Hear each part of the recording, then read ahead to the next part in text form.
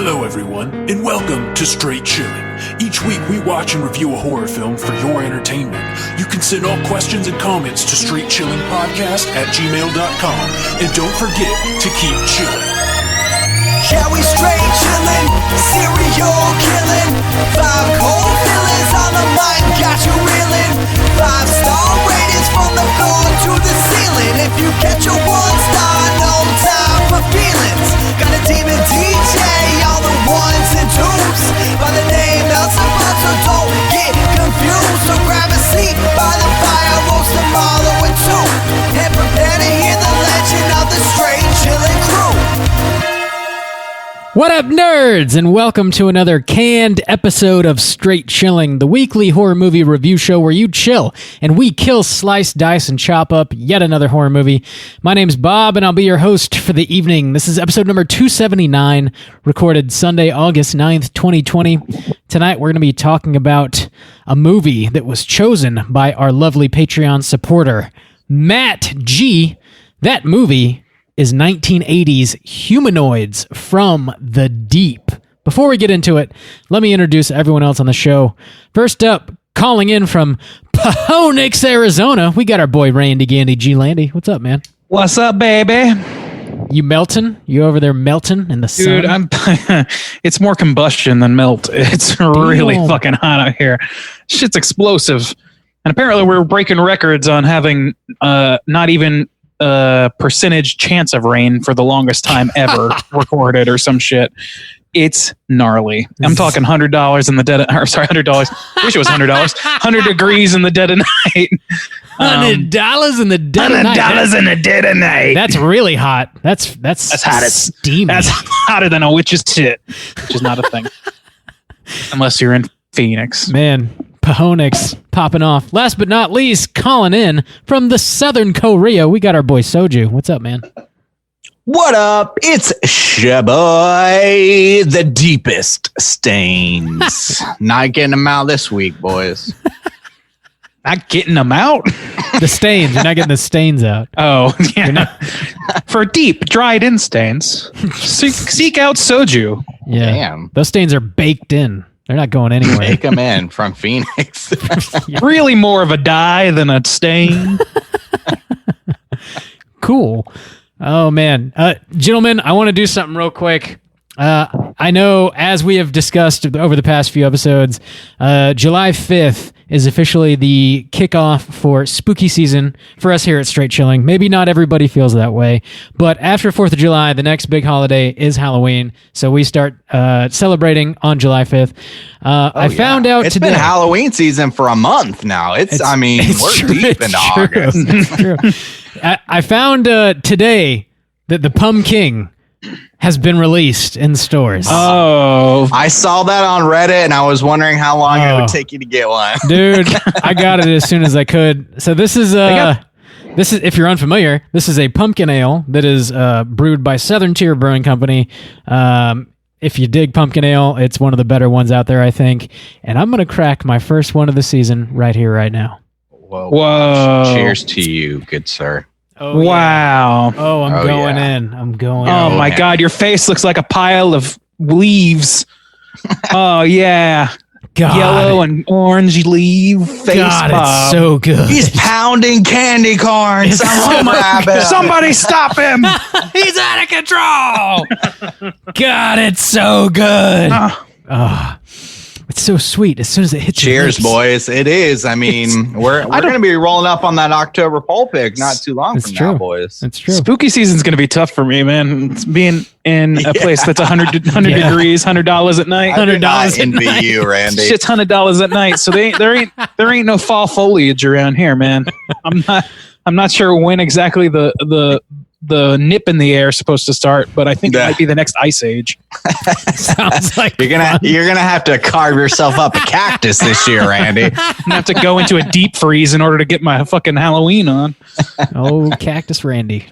$100 Randy. All right. Before we get to the movie review, let's tackle some housekeeping real quick. Over on our Patreon website, we have our September poll pick posted. If you support us at the $5 level or above, you get the chance to vote on a movie we're going to be talking about this September. The theme for September is black and white horror movies. The 3 movies you can vote between are Whatever Happened to Baby Jane, Eyes Without a Face, and House on Haunted Hill. But Bob, how those numbers looking so far? Looking mighty fine. House on Haunted Hill is in first place. Eyes Without a Face is just a couple votes behind that, and Whatever Happened to Baby Jane is definitely in last place. Oh no! Okay. Yep. Make sure and get your votes in. There's still a few people, quite a few people who haven't voted yet. Make sure you get your votes in before the end of August, and we'll see what we're going to be talking about this September. All right. I think If you don't know much about these movies, just vote at random. It's all good. Yeah, absolutely. That's if you how haven't voting seen any works. of them, yeah, Get in there. Not all voting. That's how voting works. This is not terribly important, but I think that's really all the new news we have for Patreon anyways.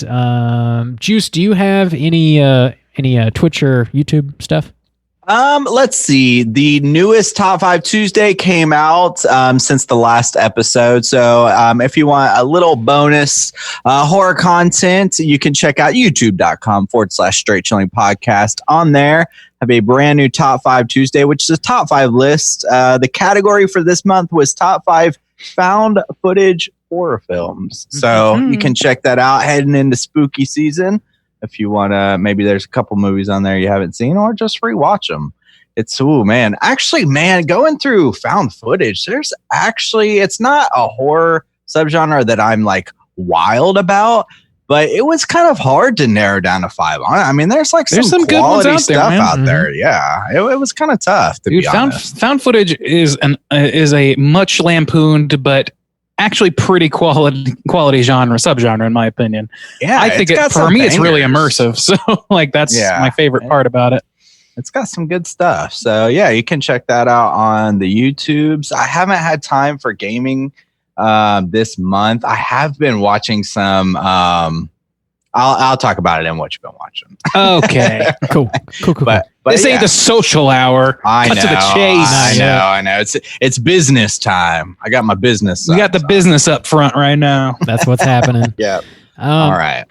Also, I got a couple more things real quick. If you follow us over at Let's Get Physical Media, which is the sister podcast of Straight Chilling, in which Mikey and I discuss Blu-rays, 4Ks, and all things physical media, we got a new episode. Episode number 10 is dropping this Tuesday. We're talking about our June and July pickups, and there are many of those. So check that June out. And July. June that and was July. anyone long episode. Was anyone in doubt that there were a lot? Probably not. No. If you know how we roll, probably not. Last but not least, as far as housekeeping is concerned, Joe Bob's coming back this Friday, August 14th at 9:00 Eastern Standard Time. He's got a summer sleepover double feature with Adam Green happening, and we're going to be hosting another live watch party this Friday. If you want to join us, just keep an eye out on all of our social medias, and I'll post a link to join our Zoom watch party probably 20 minutes before showtime, something like that. So definitely make sure you jump on that, because we don't know if he's going to have another double feature or special event this year anyways, not that he's announced. So this might be the last one of the year. Maybe not. We'll find out. But yeah, check us out this Friday. We'll watch some Joe Bob, drink some beers, and have a good time. Also, we might need to do a call to action if it's still available. Are they still doing that Joe Bob Award on Twitter? Can you still submit for that? Yeah, I believe you can. So we deserve an award. What Justin's referring to is the Silver Bolo Award, which every episode of The Last Drive-In, they sort of recognize somebody who's in the horror community creating content, whether it be a website or a YouTube channel or a podcast or whatever it is. Three friends talking about horror movies every week on a podcast, and then a bunch of times on Slack channels, YouTube.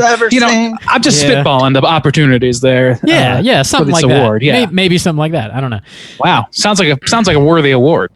But Darcy, the mail girl, was soliciting for various horror creators on YouTube, or not on YouTube, sorry, on Twitter. Twitter, like a week ago or something like that. And we definitely threw our name in the hat. A few listeners threw our name out there at her, and we definitely appreciate that. So if that is an award that you think we are worthy of, just send Darcy a little message on Twitter and say, hey, I nominate the. I was looking up her handle. Does anybody have it off the? It's at Kinky Horror is her handle. Okay. If you think we deserve an award, please put our name in and then get a cat scan. Scan your cats. Yes, please scan your cats. Do that. That is what I'm That's suggesting. What Randy wants you to do. That's all we got, I think, as far as housekeeping is concerned. So let's go ahead and get into the main event. We're talking about Humanoids from the Deep, and we're kicking it off with the back of the box. What's on the back of the box? What is it, Bob? What's on there? What do you got on your box, Bob? I do have the steelbook of this, which was put out by Scream Factory. However, what does it say? There's no text on the back of the steelbook. It's my really God. dope. Worth all that money, huh? Yeah. It's really dope. Can't even give you a blurb, huh? They don't give you a booklet with like some synopsis? Synopsizes? Here's what you just paid $75 for. $75 No, none of that. $5 for Humanoids from the Deep. Damn. No, not at all. What? That's a steal. I paid triple that. All right. I wish. This movie, Humanoids from the Deep, from 1980. This bad boy was directed by Barbara Peters and then also Jimmy T. Murakami, which we'll talk about that later. Yeah, I was going to talk about that in trivia. We might have to talk about that midstream. We might have I think it's pronounced Brabra, Bob. Yeah, I'm sorry. Barbara Peters. Yes. For sure. It's pronounced Petters, I believe. The plot synopsis is as follows. Scientific experiments backfire and produce horrific mutations, half man, half fish, which terrorize a small fishing village by killing the men and raping the women. Gentlemen, had you seen this movie before, and would you recommend people check it out? Randy, kick us off. No, I had not seen this movie. I actually don't. I found out by watching this movie and like looking into it a little bit that I don't have a very extensive Roger Corman view list that I've seen. So this is actually not one of the first, but certainly one of the like among the first Corman movies that I have actually watched. And as far as watching it, I would say that that's probably like the reason to watch is because of its place in horror history, especially in the schlock realm and the not even necessarily schlock, but just the B movie premise sort of realm. I think that it's worthy in that respect. It's not going to terrify a lot of people. It's and it's got some pretty hard to watch scenes. There's some content warnings that need to be said about this movie, specifically around sexual assault and things like that. But other than that, yeah, I think it's worthy of watching for its place in horror history. I don't know that I would hard recommend it to just anyone, though. It's kind of got to be a horror aficionado, in my opinion. Yeah, for sure. Juice, what about you?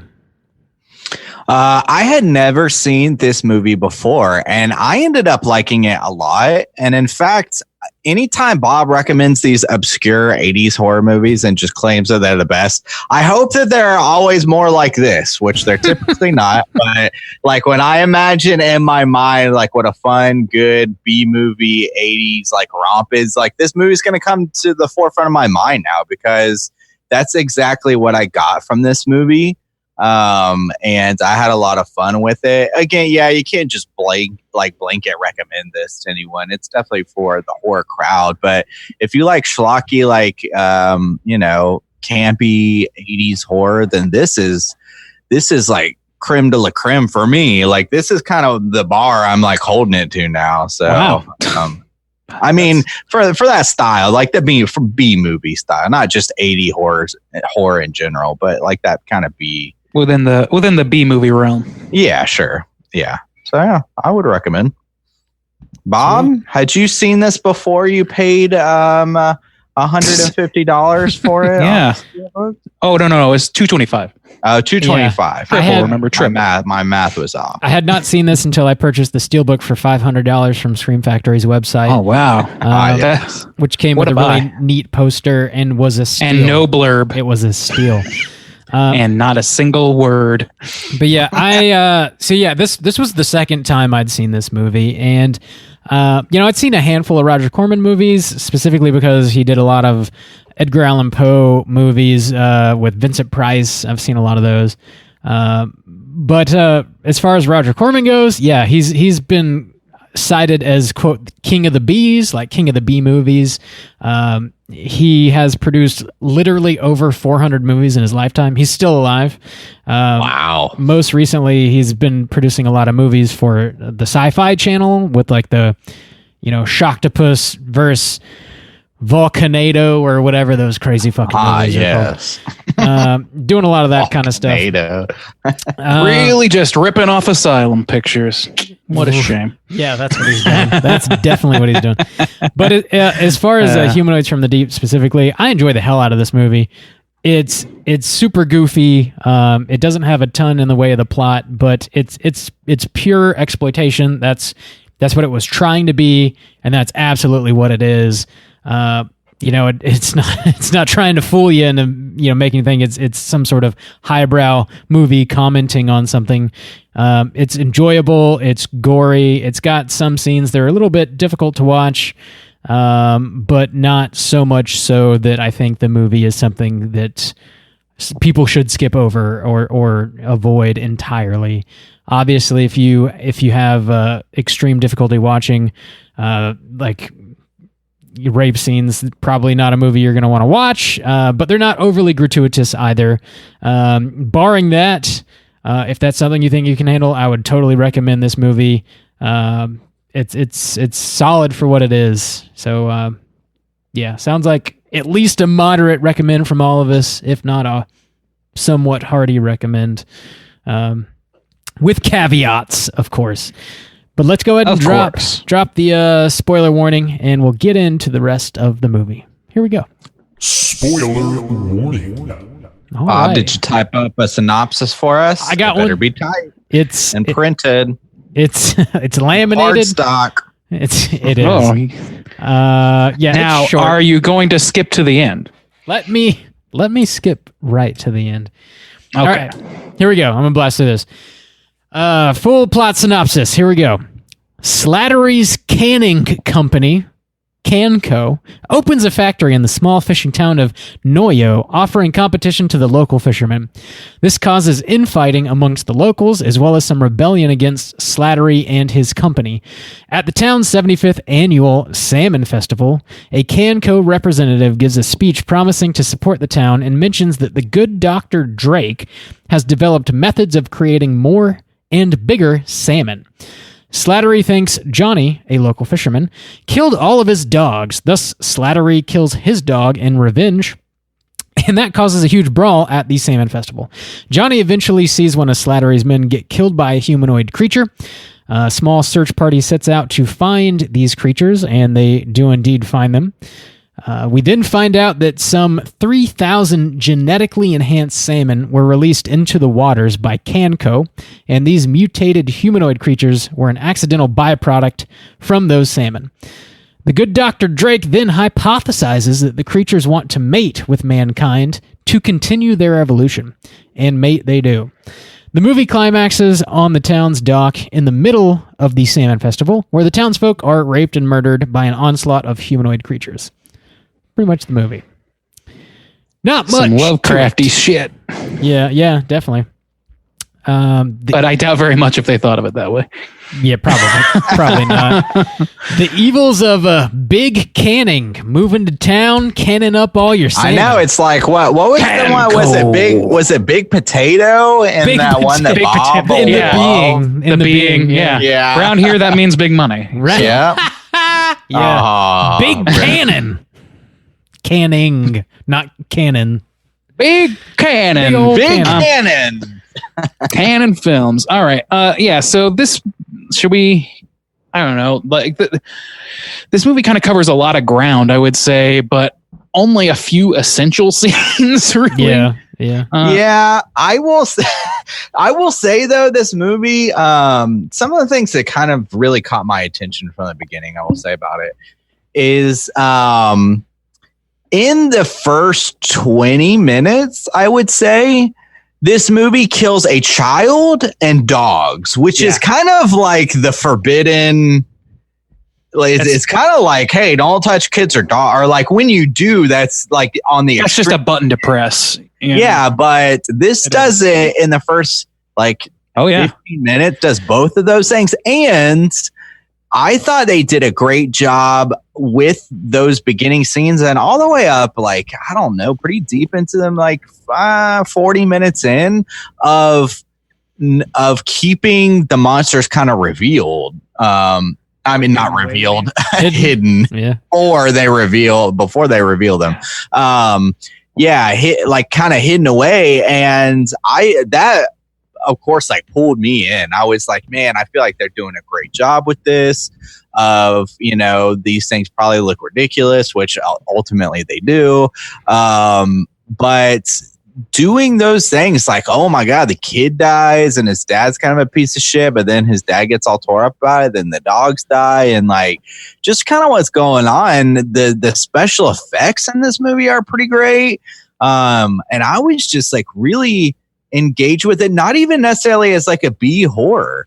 And I feel like had they not included like just the straight up monsters and kind of cut the like rape scenes or whatever, like the ridiculous kind of nudity that they throw in here, then this movie actually could have been like pretty damn so it's already solid, but I mean, I feel like it could have been like, hey, like maybe not. No, just I feel affected. I feel that way too, to some extent. Like, I don't agree entirely with everything you said, but this movie kind of tricked me, I would say, at first, because while I didn't think that it was particularly effective with the kid or all that stuff, I thought the performances that people were giving were pretty good, especially right at the front end. You could tell, the way that these people were talking, they had distinctive personalities, which is something that a lot of these B movies just don't bother with. There were little things like the kid was clearly pushed by one of the dudes in the boat into the water and then became a blood puddle. And I just watched that kid get pushed. I was like, well, that guy doesn't give a shit. Okay, there we go. Sorry, I have notes in front of me. But to your point, there's definitely like sort of I'm on the line with this movie and I think that it's because it has the two director situation, which I think we should probably cover up front because it really does color a lot of my viewing of the movie. Yeah, and I can read the. Do you want to read it out? Yeah. Okay. As the film was being finished up, producer Roger Corman felt that the picture needed more sex and ordered scenes shot that showed the humanoids attacking and, of course, ripping the clothes off of other nubile young women. Director Barbara Peters refused to shoot the scenes, protesting that they were inserted purely to show gratuitous nudity. Corman fired her and hired another director to shoot the additional footage. However, most of the reshot humanoid attack scenes were deleted from the final print of the movie. So there's even more, I guess. I don't know what version. I'm not sure which version I saw either, but it's not a well-regulated distribution of a movie. So I guess at that point, fired her seems kind of extreme because the movie was technically done. I guess it was like, well, I'm just going to shoot these other scenes. I saw an interview that he gave about this exact thing, and like a bunch of people that worked on it, and the issue wasn't that she wouldn't film the scenes, but she would do things like show it in shadow, show the sexual assaults, rather than show it head on, which, like Corman is like, he doesn't shy away from the term exploitation movies at all. He embraces it, and that's what he wanted. So to the extent that, he hired somebody to do a job and they did it the way that he wanted them to, I think that he's justified in getting somebody else to do it. But at the same time, I wish that he didn't, because I kind of feel like you do, Justin, or seem to, which is to say that like if they had approached it the way that the original director had approached it and then like maybe trimmed out some of these like extraneous kids getting murdered or whatever. I don't think that for my taste in movies, that it added a whole lot. And there's not to say there's no place for that, like no place for just a pure exploitation movie. But this movie kind of feels like it's aspiring to something a little better from the outset. And then it kind of disappointed me that it went down and just it kind of devolved. And there were just scenes that really just didn't need to be there, like story wise or for any legitimate reason besides here's an opportunity to show a young girl's boobs. And you know, there's, like I said, there are people that like that or whatever, and like I'm not trying to take anything away from anybody, but for my taste, that I was more interested in what they seem to be setting up, which was a not terribly subtextual and not terribly nuanced take on the use of science in corporate endeavors and a small takeover of a small town industry and naturalism versus the machine, so to speak, and all those sort of things. Like they touch on all those things. There's a Native American character, Johnny. What's his name? Johnny Eagle, I think. Johnny Eagle. Yeah. Johnny Eagle, who is kind of positioned as a protagonist of this movie. It's him and like one other fisherman who are basically positioned as the protagonist and the fisherman's wife, and then a bunch of other people that are sort of like neutral, and then the villain Slattery, who gives me very much the villain of Night of the Scarecrow vibes. Do you guys remember him? Oh yeah. Just an older guy, very, very pompous, very cootery. Anyway, like I liked all those characters, and I thought that the pieces were in place to sort of like sell that sort of conceptual idea through, you know, monster metaphor, which that's just my, like, I prefer that to a Yabo fest any day. If I want Yabos, you know, the internet exists. So I just, now. For my own, I know. And I'm not, I said, not to take it away from anybody, but for me, it's like, I almost would prefer it be like exploitative in the way that Sleepaway Camp is, you know, where it's kind of like bold faced and there's not like a ton that you can read into it as much as you want, but the enjoyment doesn't come from the reading. The enjoyment comes from the viewing. And this movie has some of that, but for the most part, it left me wanting for that stuff. So I'll get to that with my final review again. Yeah. I'll touch on that again, but I wanted to point that out because it's clear, there's a clear schism and you can kind of tell who shot what when you watch this movie, knowing that there are two directors involved. And the second director, as I recall, I may have this wrong, but he was like the director of photography or something. He was like a secondary director on the film, and he got promoted essentially into the job because he was willing to do the exploitation stuff that the original director wasn't. So for better or for worse, this is what we got. And like Justin said, there's a lot of good, got a lot of good gore factor and stuff in this. And Lord knows there's Yabos. Jesus Christ. Oh yeah, go ahead, Bob. I did want to say, like, it sounds super shitty that Roger Corman would have fired this woman for not wanting to shoot unnecessary nudity in this movie, and I definitely understand why she would not want to do that. But I would also say at this point, like, if you're getting hired by Roger Corman, like, he has a reputation.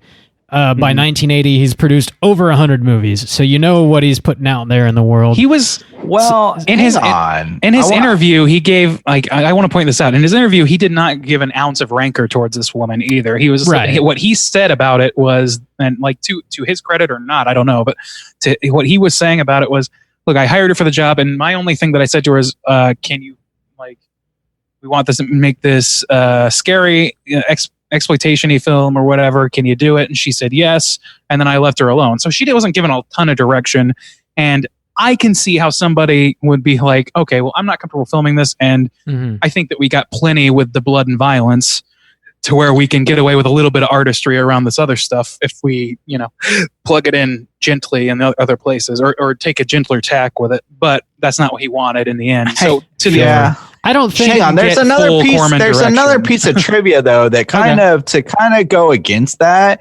Okay.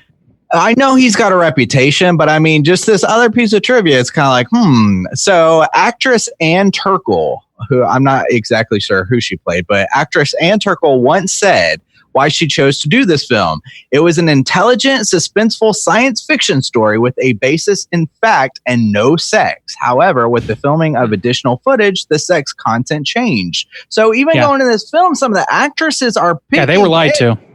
Yeah, They changed the title of the movie on them from originally they sold it at the script as like it was something way less schlocky sounding that was like From Fathoms Below or some shit like that. Yeah. Something that sounds more like highbrow-ish than so I'm Humanoids just from the saying, Deep monster. Like if Barbara Peters is like saying like, okay, like show me a script, or like if she's choosing it based on maybe a script that's available or something, then other people are coming out saying like, hey, like originally it was a script that had no. And I will say that, man, I don't mind like the Yabos, but I will say I feel like where they kind of ruined it for themselves wasn't just like teens.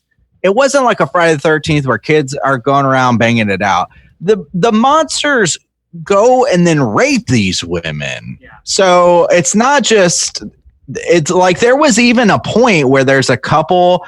So the first time it happens, it really like was kind of unsettling to me because I didn't know and I wasn't expecting it. They kill this one guy. I think his name's Jerry, who I want to talk about Jerry. But they kill Jerry and then they go after his girlfriend and they rape her. And I was like, man, that is like really kind of disappointing. Then there's another couple. And they are kind of just on the beach and they have a tent and they're kind of like banging out in the tent. So she gets naked in the tent. I was like, hey. And a ventriloquist dummy, we should add. Yeah. Well, yeah. What the fuck? Show me more than and just I was the head. But I was like, hey, here's some. I was like, kind of like, I was like, hey, here's some wholesome Yabos. Like, it's this couple. Wholesome Yabos. Seriously, though, I was because I can't even give this movie a half star for the Yabos because anytime they bring them up, they rape the women and it's so unnecessary. Like these monsters don't need to rape women. And you don't need to rape women to show the Yabos. Like that is part of the plot, though. I mean, you could definitely not show the nudity for sure, but I guess like the whole motive for these creatures is to mate with mankind and then continue whatever evolution they're on. I think and that's an interesting plot device. That's how the movie ends too. That's right. Like where it's leading. Is. To me, like that's an interesting sort of approach that you don't see in a lot of other movies. But it's not the nudity that bothers me in the least. It's like nudity, I don't give a shit about that. The issue is the sexual assault, and it's like considering that it's a man in a dumb rubber costume that looks kind of silly by today's standards. Doesn't take away from the fact that they are in full pornographic position as the woman is screaming, and it's unsettling to me in a way that's not enjoyable. So, it's also it is a plot device, but it's in no way necessary for the plot that they set up. Yeah, I think doing it in these monsters evolved on their own by eating the salmon. They were already creatures that mated with their own kind before they ate these things. So there's nothing to say that they couldn't just. I mean, I could take this movie and rewrite it and say like, no, they are just fighting with mankind over territory. It would be easy to just say, no, they're killing mankind because they're now taking over territory. There's also need to rape the women. If I'm rewriting this movie, what I'm doing is I'm integrating human DNA into these fish somehow, because that explains why they're humanoid for starters. Right. For second, it creates a sexual drive that would be potentially driven towards a standard human person. Like that answers so many of those little questions that kind of lingered for me. But like in terms of how it goes about doing those things, I think that like shooting it in shadow or shooting it like in implied or otherwise like giving it a little bit of on-screen power and then taking that away. I think that's more effective, and it's more unsettling in a way that feels like you're supposed to be unsettled. You're not supposed to be just like taking in how great Yabos are. That's true. That's kind of the key difference. It's like, I don't need an eye full of the Yabos more than I need to understand that this filmmaker is saying this is a bad thing that's happening and you should feel unsettled by it. I need it to be communicated that way. Otherwise, I feel like the director doesn't care that this is happening to the person. And that is kind of the case. It's just, and that's just not for me. Like, that's just something that doesn't sit well with me. I agree with everything you guys are saying, but I think Roger Corman insisting that there is nudity in this movie is really just like him hedging his bets, like, you know, making sure that there's excessive violence, gore, nudity, ridiculous explosions, which there are several. That's really like what he's cashing in on. That's what he's built his name on. That's what people sort of come to expect when they go to watch one of his movies. And, you know, without that, he might not end up making his money back. And I don't know if he personally financed this movie. I know he did several times personally finance his films, so he's covering all of his bases, so to speak. Yeah. And is it trashy? Yeah, totally, it is. But it's just kind of what he was meant doing. to be. But the question of intentionality is not the question. We know that Roger Corman is trying to make a trashy product that will appeal to enough people to make his money back. That's not in question.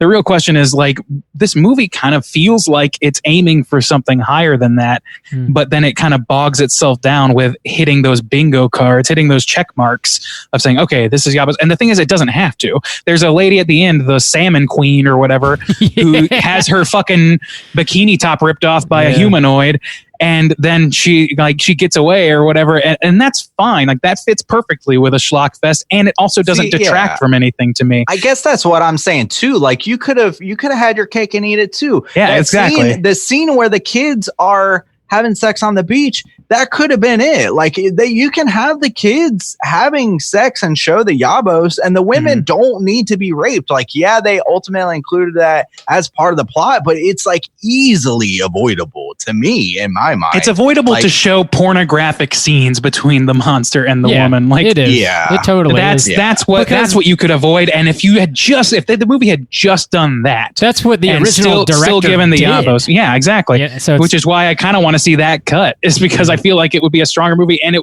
like, you don't have to even like harp on the subtext or any of that sort of thing. I can get by with that, and I can sort of, like, you know, build a house out of the Tinker Toys given.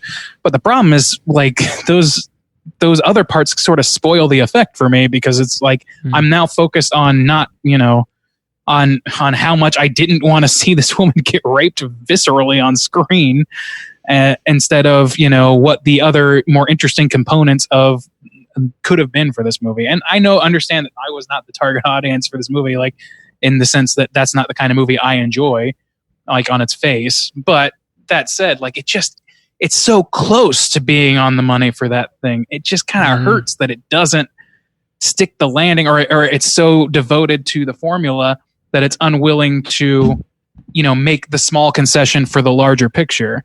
This movie could have been as good as any, you know, as elevated, if you will, from any B movie you've ever seen. You know what I mean? It could be well regarded because it touches those subjects without allowing the schlock to interfere, but instead it kind of feels like it does interfere. Yeah, it really, and it's unfortunate, because I really was, when they were like, I feel like she did a great job directing this movie. And now once they go full reveal, I will drop that a bit, because once they go full reveal, I was like, okay, I mean, I was still having a good time with the movie, but the full reveal of the monsters and then just like the full-on rape definitely like dropped it like a solid bit for me. But like the first 40 minutes, because they don't see the monsters until this, like, people have been attacked. Well, no, that's not true. I guess the teenagers are the first time you see the full-on monsters. But like, I feel like until those people go look for them in the caves, like, oh, where's our hideout, was where I was really like, man, this is a little bit too much. Like, they're just out in the daylight and everything. Whereas before, they were at least like kind of peeking out of the water. You'd see a hand. You know, they were getting the kid like under the water. It was just a pool of blood. And I was like, man, I'm liking how tactful they're being about this, because you know these things don't look great, and then they ultimately don't. See, and that's the thing that's where I would disagree with you a little bit, is that, like, I agree for they could have done more of that, but I did love the attack on the salmon fest. I thought that scene was so much fun to watch go down. That's better because it's at night. And it is at night. It's a little, but it's more like an invasion, and like, oh man, this is so much larger scale than I anticipated it being, based on what it was showing me at the beginning. Like that too. I enjoyed that scene, and I like, if that was like the biggest, most bombastic scene, that would make perfect sense. It's the fucking climax of the movie. You're getting all of the schlock that checks off all the boxes that Corman would need. They just aren't jam packing every scene with that stuff as if it's like, people won't wait around to see it long enough with an engaging story. Like, I don't know. It just kind of, it feels like instead of doing everything alongside each other and paralleling and then crossing over at very specific times, it's just like jumbled in together. It's like, okay, well, we need to hit every 20 minutes. We need to have Yabos. Every 20 minutes, we need to have rape. That's 100% what Roger Corman's trying to do. I know, but it does a disservice in my opinion. Do you guys know how many, given that end scene where it's like, it feels like a massive onslaught of these humanoid creatures on the town. Do you guys know how many suits they actually had when they were filming that? I think it's 1.5. Yeah, actually, they could only film 3 humanoid creatures. Okay, there are only 3 humanoid creatures seen together on screen in the same frame throughout the movie. The production really only had 1 fully functioning humanoid costume and 2 others that could only be shot from certain angles because they weren't as convincing. So I guess they weren't as complete. Only 3 at a time, which is kind of nuts because you're right. That end scene does feel bigger. Yeah, that's what I'm saying, man. This director, she was doing good with it. I mean, like if you could drop the rape scenes and even limit the amount of times you see these creatures full on in the sunlight where they're just like strolling down the beach. So like the caves and then maybe attacking the 2 teens. Like if you could just keep it to more like a quick flash of the full thing and then maybe some arms and stuff like that. And then full reveal at the end, man, this movie would be like high on my list of like, man, this movie is killing it. And really the rape and the too early reveal is what are the biggest knocks for me. But otherwise, like, she was killing it. I mean, to take 1 fully functioning suit and like be able to show a convincing invasion, like, man, she did a good job with it. It's like they did enough. They did so much. If all you're doing is checking boxes, this movie did so much more than that. You know what I mean? And to then squander that because you are so dedicated to checking the boxes that the other part is just secondary. Like you shoot yourself in the foot. Either go for broke with the Corman method or go for broke with making a movie that's pretty good, making a good movie and making decisions based on, making the movie quality while also trying to indulge in whatever you can. I think that's the success route for this. And and then there are things that bother me. Like in that same documentary I saw, the lady who played the wife of the fisherman, I think it's I don't know, the woman with Linda Shane, maybe that's her. Maybe. I don't know. I'm trying to get a look, but I don't know. Anyway, the lady who played the main guy fisherman's wife, Carol. Okay, Carol. She was asked if she would do nudity, and she said, "No, I'm not interested in doing that." She was told that the name of the movie was whatever it was, like From Fathoms Below is my just, guesstimate of what that was. I can't remember. Like she was told so many things, and then they interspliced somebody with like a stunt body in the shower just to show a little extra TNA. And she was like very upset by that. It seemed like she's over it now by the seemingly, but she was like, yeah, I felt like this was not the movie I was signed on to make. And to that extent, I think it's pretty shitty, but, to sort of just mislead your cast and crew to such an extent. Absolutely. Like if you're going to give somebody, if you're going to do it, then like tell people what. Yeah, let them embrace it too. With him firing Barbara over this, it feels shady in the sense like, yeah, okay, this guy's got a reputation, but if the actresses and directors are all coming out and saying like this is not, they campaigned against this movie upon, then it's like, well, then that is shady business practice because you're lying. Like you're lying to people and saying like, oh, it's like no, there's no nudity in this script, and like, oh, like that's shitty. So then fuck him. I mean, it's like it's lying by omission. Like, and that's like that. It's just questionable to me for sure that if those 2 women alone came out and were like, and they did, the director came forward and was like, did a little bit of a mini road campaign with journalists telling people how she was misled and fired because she wouldn't put enough TNA in the movie for Roger Corman, and which is true, and I'm sure there's some bad blood all around going on. But like for what it's worth, that wouldn't have happened if you were more if Corman and had been more forthright with what he wanted. Yeah, you know what I mean. And to me, it would have produced a better product. It seems like. So I bet a more quality product that still had most, if not all, of the boxes checked.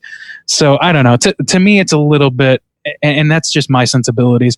And the thing is, like, Corman does these, like you said, he has a reputation. He's played plenty of movies that are like this, that are following, his rubric.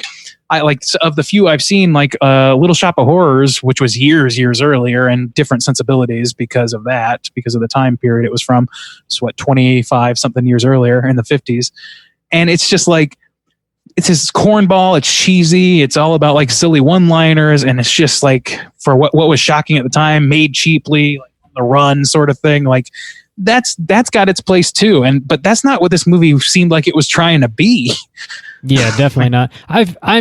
I'm curious as to why he would have been withholding of what he wanted this movie to be. Because why are you going to hire a director and not give them the full picture? Or maybe he did give her the full picture and she shot it in a way that he didn't have in his head, because which happens. It seems totally unnecessary for him to lie, is what I'm getting at, because he's made so many movies, people know who he is, whatever. Like, so there's some sort of miscommunication, or maybe he just didn't like the finished product. It wasn't how he thought it was going to be, and then asked her to change it, and she refused, and then he hired whoever he hired. Saved everybody a lot of time and grief by being upfront with what you are trying to make. You know what I mean? Or at least, like, if it's one person, then you're like, okay, it's a back and forth. But when like multiple people come out and say like, yes, when we signed on in this movie, it was not what the end product was, then okay, that's like, then you have to almost believe that side. Then like, multiple people are coming out and saying like, yeah, there was no nudity in the original script. That went like, it was, the actors didn't know there was nudity until they were in the seats at the premiere watching a nude double of her in the shower. So I mean, that seems real shitty to me. Yeah.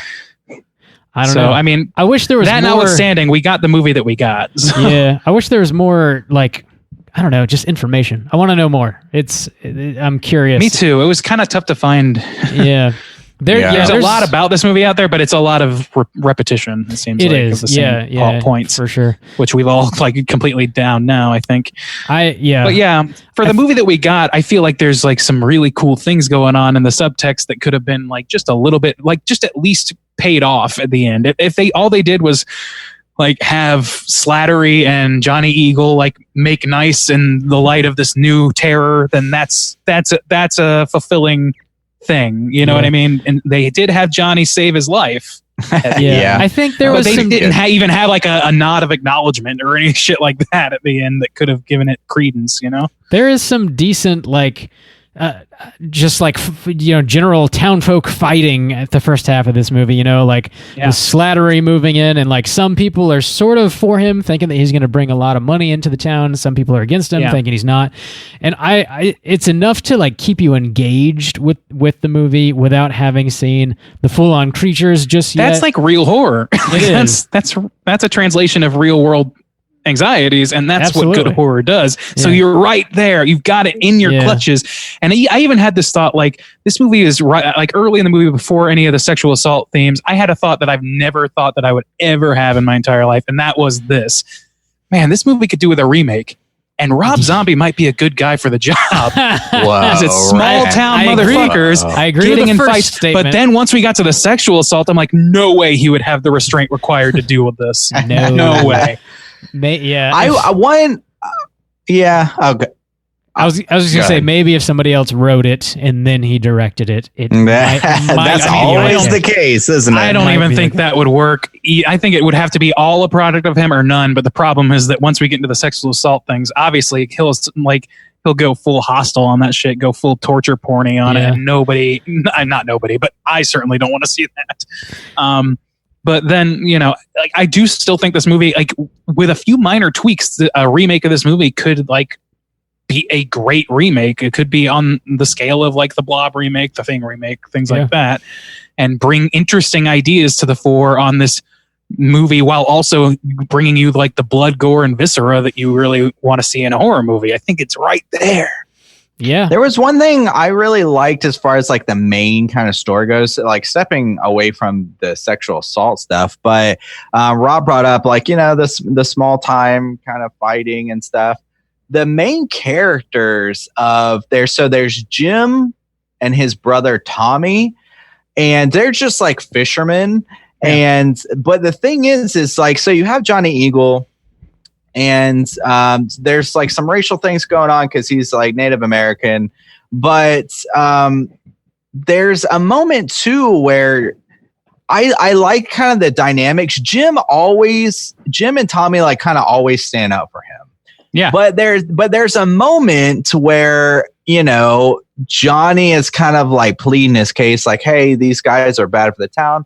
But Jim actually says, like, kind of point blank, he's like, hey, you know what? Like, you think that they're bad for the town, and like I get that, but I don't. Like, I think that they're good for the town. But no matter what, even though they're like shitbags, Jim always like does the right thing. Yeah, like he always stands. He's up the Hank Hill like, of this movie. Yeah, he's like, hey, you're not gonna like treat somebody like shit just because like they're giving you a hard time. Because like the thing is like Johnny Eagle, even he comes out and says like, you know, I'm gonna do it like the legal way. Like I'm gonna sue you.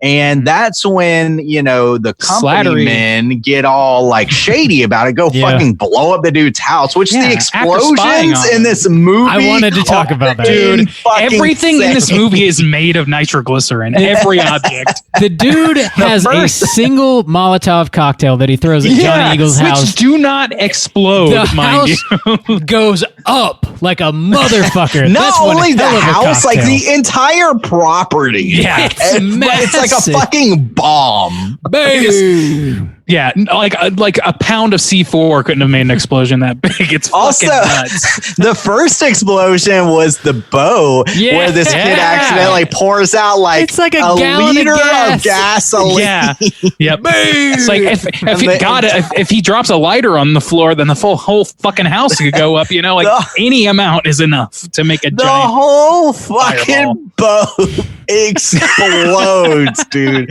That shit cracked me up. There's another explosion where a she's driving her car over a bridge, and one of the humanoid creatures is on top and attacks her. And she drives off the bridge, and that car fucking boom. Yes, lights it does. up. Yes, it does. I like that. I was unclear. Like it was a little like my criticism of the characters in this movie is that I was a little bit confused about what role the characters were playing up until maybe about the end of the first act. I was like, okay, I kind of know where these pieces are now, because they were like I said, they were distinctive, but it took me a few minutes to really understand what makes them distinctive. But I loved, like Justin was saying, the interesting thing was you've got the company man in Slattery and his boys, his drinking buddies, who have no problem blowing up motherfuckers' houses with giant amounts of C4. But then you've also got Johnny Eagle, who's, you know, is trying to fight for his rights. He's had run-ins with the government, obviously. They make a big point of having racism lobbed his way, and him being like the bigger man usually about it, if not the guy who's going to lie down for it. And then he says, I'm going to go this the legal way. I'm going to try, you know, all those things. And then in the middle of all that, you have Johnny and Tommy. Tommy is kind of swayable to, Jim and Tommy, excuse me. Tommy's kind of swayable to Johnny's plight. It seems like they're buddies, and it's clear that he's trying to sway them to their side. Jim tells him, like Justin said, oh, you know, you think it's bad for the town. I kind of think it's good for the town. I'm not going to let these guys beat your ass or anything, and I'm going to stick up for you, but I don't agree with you on this, and we're going to have to just, you know, agree to disagree on it. And that's like, it's all like, there's like a full spectrum of people, and they're in a small town dealing with how this new company coming into town affects what their local livelihood is. And you've got people that think, okay, well, they're saying it's good. It seems like it's good for the town. It's going to make us more money. Great. You have other people that are like, great, more money. Don't care what else happens. Great. And you've got Johnny who's like, no, we need independence on this. We need to be able to fucking run our own ship here. And then you've got Tommy in the middle who's just not sure what to make of it and doesn't really think too hard about it unless pressed on it. I think that right there is the core anxiety of a better version of this movie. There's a couple like little details that kind of make this movie enjoyable to me that they didn't need to include. I think this director did a great job because are you going to the ventriloquist right now? So no, I was actually another thing that cracked me up was the band in this town. They play at like all the festivals and all the get-togethers, and they're like this old group, and like and there's like a mayor too who really doesn't do much. They just throw him in a couple times, and their interactions at one point he's like, hey, they're at like this festival for the town, and he's like, hey, Salmon Fest, something more lively, you know. It's kind of like a party, and she's like, you know, we're just not really in the mood. And I was like, bitch, like, you're not in the fucking mood. Like, you're playing at a goddamn festival. Play something a little more salmon-y. You got a salmon song? Play something with a little lemon pepper. You know what I'm saying? Those little interactions. And then when they're at the smaller party where they're like inside, the mayor is just digging the shit out of that music, and he's doing his little clap. He's hip hopping. And like that shit was like cracking me up. I love just these little like details, because otherwise the mayor didn't do shit. Like, you know, he wasn't a character. You didn't like really care about him, but like they had these little interactions, like him and the band.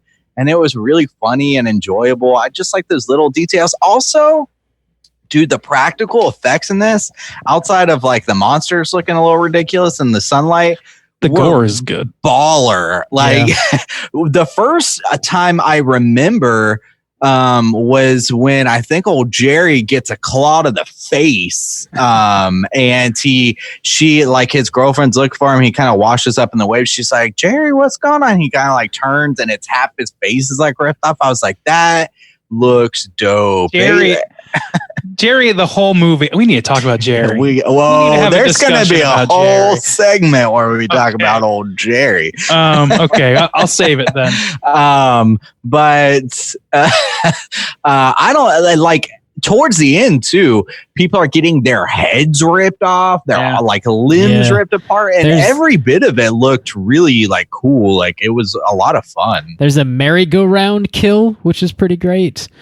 A kid gets like straight up crushed at one point. They start spreading gasoline all over the water, and they light the water on fire to try and keep the humanoids from coming up from the deep, so to speak. Okay, I wanted to talk about that too. Yeah, they're like busting through the fucking dock and like dragging people underwater and shit. That was the best. Yeah. Watching them burst through the dock, I love that. That is so like creepy crawly B movie like schlock. That's the perfect level of schlock for me. I like that too. But yeah, I wish they could have saved it for the end. I wish they didn't have like those cave scenes, or if they did, like kind of kept it more reserved. I think there was maybe been a better way of handling it. Because that was a great, when they bust through like the plane, like they don't give a shit, dude. It's fucking, and the scale of the attack is so much bigger than you expect, or at least I expected. I was like, oh shit, it's oh my god, this is not like something. I was thinking like, well, so what if they go to this little carnival? Like, there's like 100 people there. I'm sure that like 50 of those are going to be people ready to beat the ass of some creature crawling out of the ocean. But no, there's plenty of these motherfuckers out there, and they are strong as a motherfucker. Like, they're going to beat the ass off of your body. Actually, there's one moment though that was fucking baller, where it was just like, towards the end, 12 people just gang up on this one fucking monster, and they beat the shit out of that. That was catharsis, baby. That was good stuff. I love that whole end scene. Was so fun. Much fun. Yeah, and even like Bob said, like the schlocky part where the chick, Miss Salmon or whatever, she's like flirting it up with this like Cooter-esque DJ. And the monster the DJ, DJ Anal Dogs. It takes that one humanoid. They burst through the ground, but it takes that humanoid about 10 like 10 full minutes to walk the like 6 feet over to the booth to attack those two people. They cut back and forth, and he's like a few inches closer. It's ridiculous. I love too that like people back home are listening to the broadcast. Yeah, but what they're listening to is a very serious man talking about the events. Like, but the DJ who's actually there is not that good. Like, I don't know the disconnect or whatever, but man, that whole ending scene was so it was a lot of fun. Dope. It was so that's fun. A good payoff for a movie that could have been better the rest of the way through. But this movie does a lot of fucking shit. I have a ton of notes on this movie because I felt like some of this stuff needed memory aid. Let's start blasting through them. We're gonna, oh my god, there's so many towards the end. I know. Like there's a cat scare in this movie where it's tension and the cat jumps. That's a good have one. that. They have fucking what's his name? Not the Cooter, Jerry. Jerry is this fucking feathered fucking hair and his Luke Skywalker look is out there doing his full Jim Carrey impression the whole movie. I fucking love that. I wanted to bring this up too. I wrote this down. The editing in this movie is determined to suck. So there's a lot of editing issues with this movie that bother me. They're changing the line of action. They're doing all kinds of like cardinal rule breaking, and the reason it happened that way is because when they went back and had it redone by the new director, they trimmed out the marching orders was trim out everything you don't need. So there is not a fucking ounce of breathing room between some scenes. There's one shot where Slattery is riding up the river to Johnny's Riverside cottage or whatever, and it just kind of shows a close-up of his face looking off of a boat and then cuts back to the fucking house. Like, it doesn't establish where he is or why we give a shit until he like blows it up and we see him speeding away. It just really confusing and convoluted editing going on. I had a problem with it, and it's obviously coming from production woes or whatever, but goddamn, there's so much. There's a pot scare that I really enjoyed. There's pot scare? Yeah, there's the lady who's like at home alone during the big festival. She hears some noises outside and she's in the kitchen and she's sort of like backing up, looking around like very scared, and she backs up into like a pot that's sitting in the sink and she like scares the shit out of herself because she backs into it. Do the damn dishes, woman. That sink is full of dirty ass dishes. Whoa, wow. I only say that. Giving a backhand, huh? Oh man! My God. It's not like she had a husband sitting on the couch. It seemed like she was the only one living in the house. No. So yeah, that's her fault too, right? Nobody else. Oh my God! There's nobody else to do the dishes. She's the only person that lives there. Some people like to let them soak, Bob. You got to let them soak. It was sticking out of the sink, man. It's not Patriarchy Bob. They call him. Fuck. Randy. What? Anything else you guys need to touch on before we rate? No, I think we can get into the final review. Okay. Let's go and do it. Out of 5, Gentle Mangs, how do you feel about Humanoids from the Deep? Juice, take it away. I was pleasantly surprised by this movie, and for the most part, enjoyed myself. Yeah, the rape scenes, I was like unsettled by it, but also it just was like so unnecessary to me and unfortunate. Like I did, my face kind of dropped a little bit after they killed old Jerry, and then I was like, okay, they're gonna get this girl or whatever, or eat her or whatever, and they start raping her. I was like, what the fuck? Why are we going this route? It seems so easily avoidable to me. But it was a handful of times.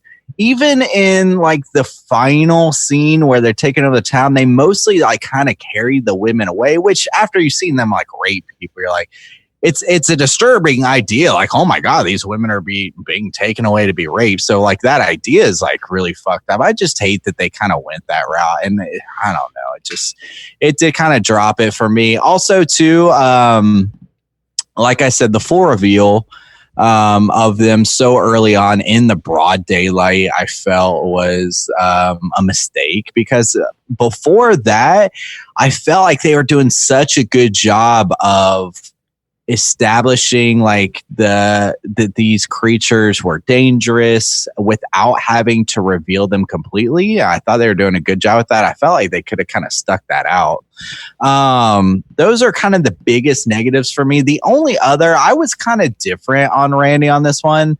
I never felt too compelled by a whole lot of like none of the main characters I like really like clung to, you know, like I understood their roles, but I didn't care a whole lot about anybody, honestly.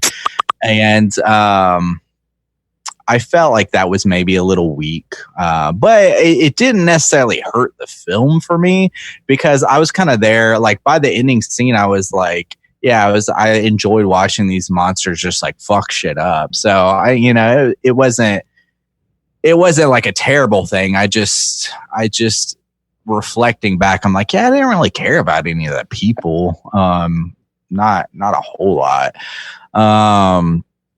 But man, I did love the practical effects. That ending scene was amazing where they invade the town. I love the ending. We didn't talk about the ending where it just kind of ends on this like kind of dark, sad note where these monsters, there's no like resolution. It's like, yeah, these monsters attacked. They took some women off, like killed some monsters, killed some people, but the threat is still there. It's just left with them like kind of on the pier or whatever, like amongst the destruction. A monster is birthed. Like a new monster. Oh, that's true. That's true. I forgot about really that. Yeah, I forgot. Yeah, so we're that's meant, true. I guess, to think that they are all dead except for the new human hybrid model. I did forget about the pregnancy and birth scene. Yeah. But yeah, I dug this movie though, even with the negatives around it. I was pleasantly surprised, and like I said, this is kind of like what I want from a schlocky movie.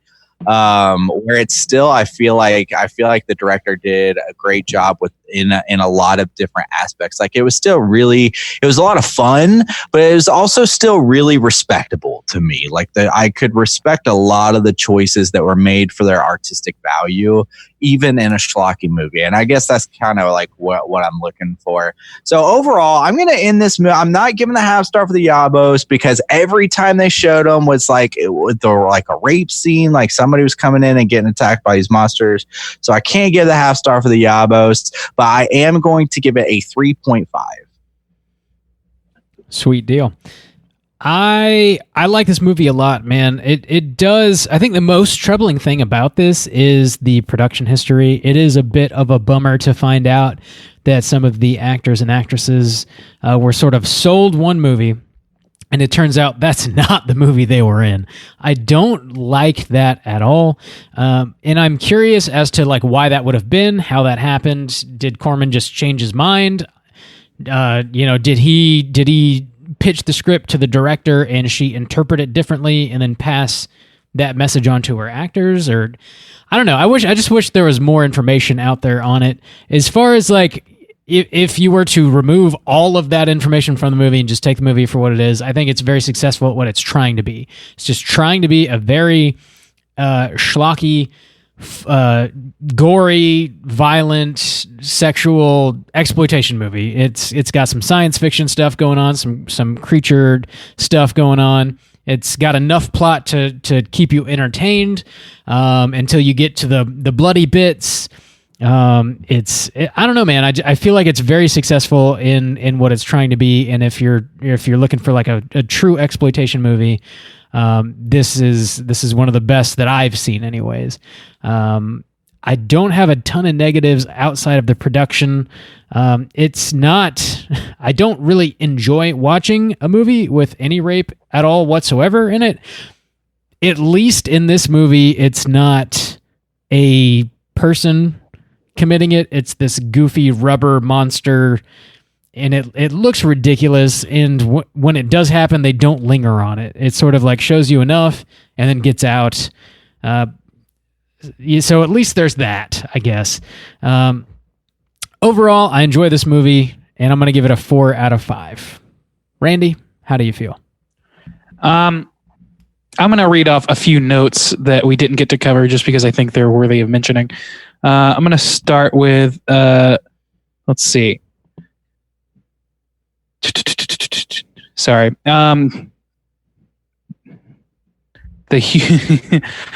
Slattery, the villain, is very reminiscent of the pedo from Night of the Scarecrow. I mentioned that already. There's an anti-Native American slant in this movie, or at least from the villains, to the point where they literally like make a jab about Johnny Eagle making it with a buffalo. That's their words. So talking about this Native American man fucking a buffalo, it seems a little fucked up.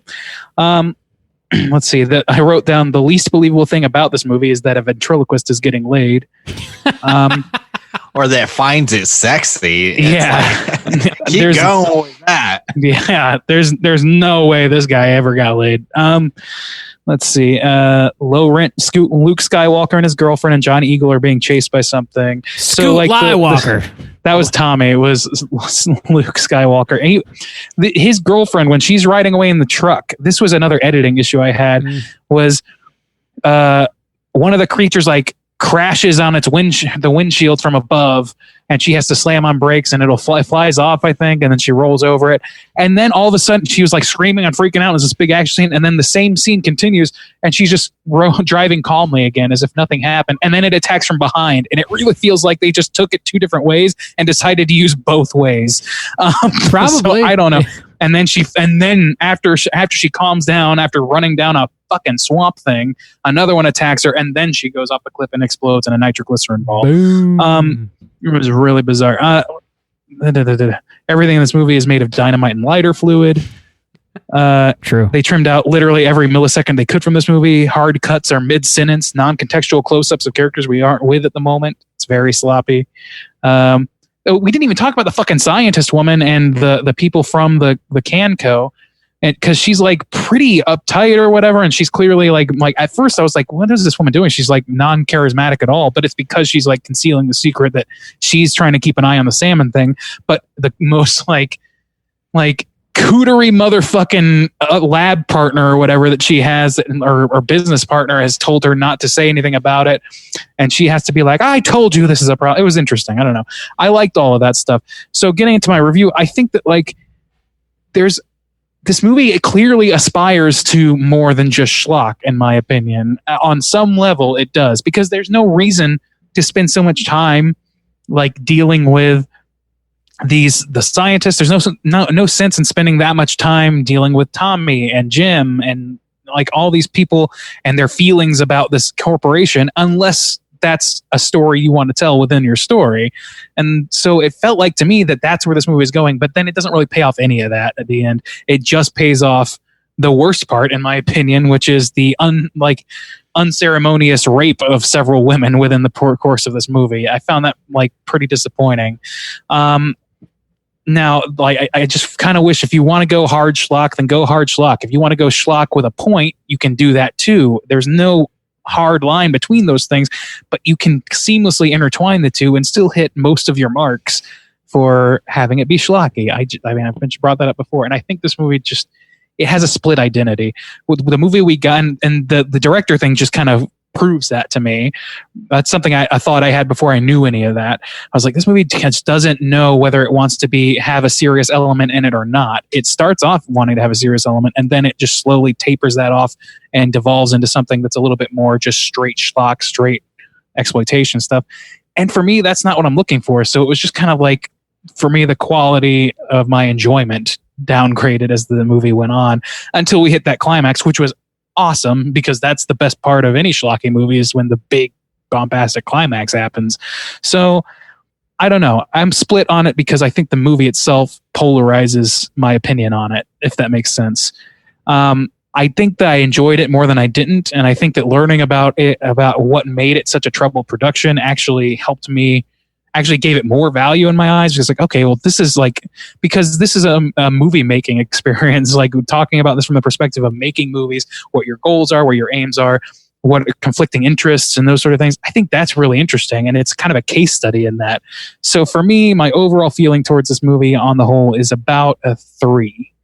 I would say that this movie, I still want to say this movie is prime for a remake, and I still want to say that ventriloquists will never get laid. So there you go. Sounds good. That's going to put our aggregate at a 3.5.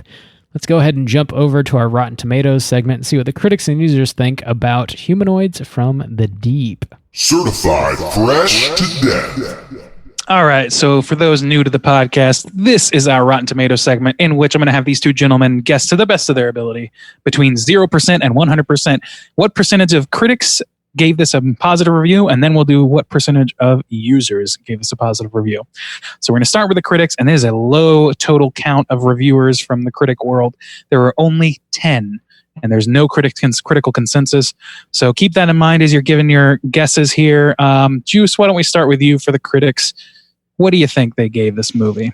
Ooh, this one's tough. What do critics think? Are they going to turn their nose up at this one? What do critics think? Too much of themselves is the answer. I'll give it a 60. 60%. Okay, Bob, what about you? I believe I have to give this the comedy number of 69. Okay, going comedy number 69, dudes. All right. Juice is going to take this one. Whoa, and considering how few reviews there are, 10 only, I think that that puts him pretty close to what the actual score was, which was a 50%. Okay. So it was split right down the middle with the critics, I suppose. And we'll get to hear those reviews in a second. Let's start, though, with the audience score now. Bob, why don't you start us off for the audience? What do you think they gave this movie? And there are 2,590 reviews for this movie. I'm going to go 69 again. 69, comedy number, even better the second time. True. Yeah. I think it's going to be lower. 55. 55. That'll be a sweep for Juice. Congrats to him. It always the is. score, though, is lower than that, and it is a 41%. 41% positive. So the users were not too kind to this movie either. That's kind of disappointing. Damn. I think it comes, not everybody is coming at it from the Roger Corman school of thinking. Like this movie wasn't made to be reviewed well. It was made to be talked about and seen by teenagers of the day. So with that in mind, I don't know. I think that's about right. It probably should be. I would give it more than that, but obviously I did. But so we're going to read a negative review because those are usually funnier. Usually. One person wrote, "I think Humanoids from the Deep made this picture too."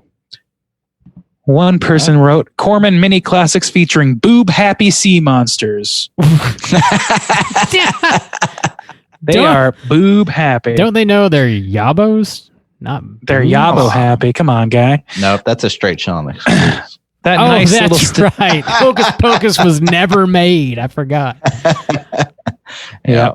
So that's about it, really. This movie is not well reviewed. 50% for critics, 41% for audience. I really thought that the audience would be more on board with this because it's made with a populist mindset to grab as many eyeballs and interest as possible. But surprising it's so low. Yeah, maybe it's the changing tastes and the fact that these reviews obviously came from the 20th century. But whatever the case, that's why this movie is not well received audience-wise. We're not many of the people this week. Not even close. Nope. Let's go ahead and jump over into some trivia. It's totally time for trivia.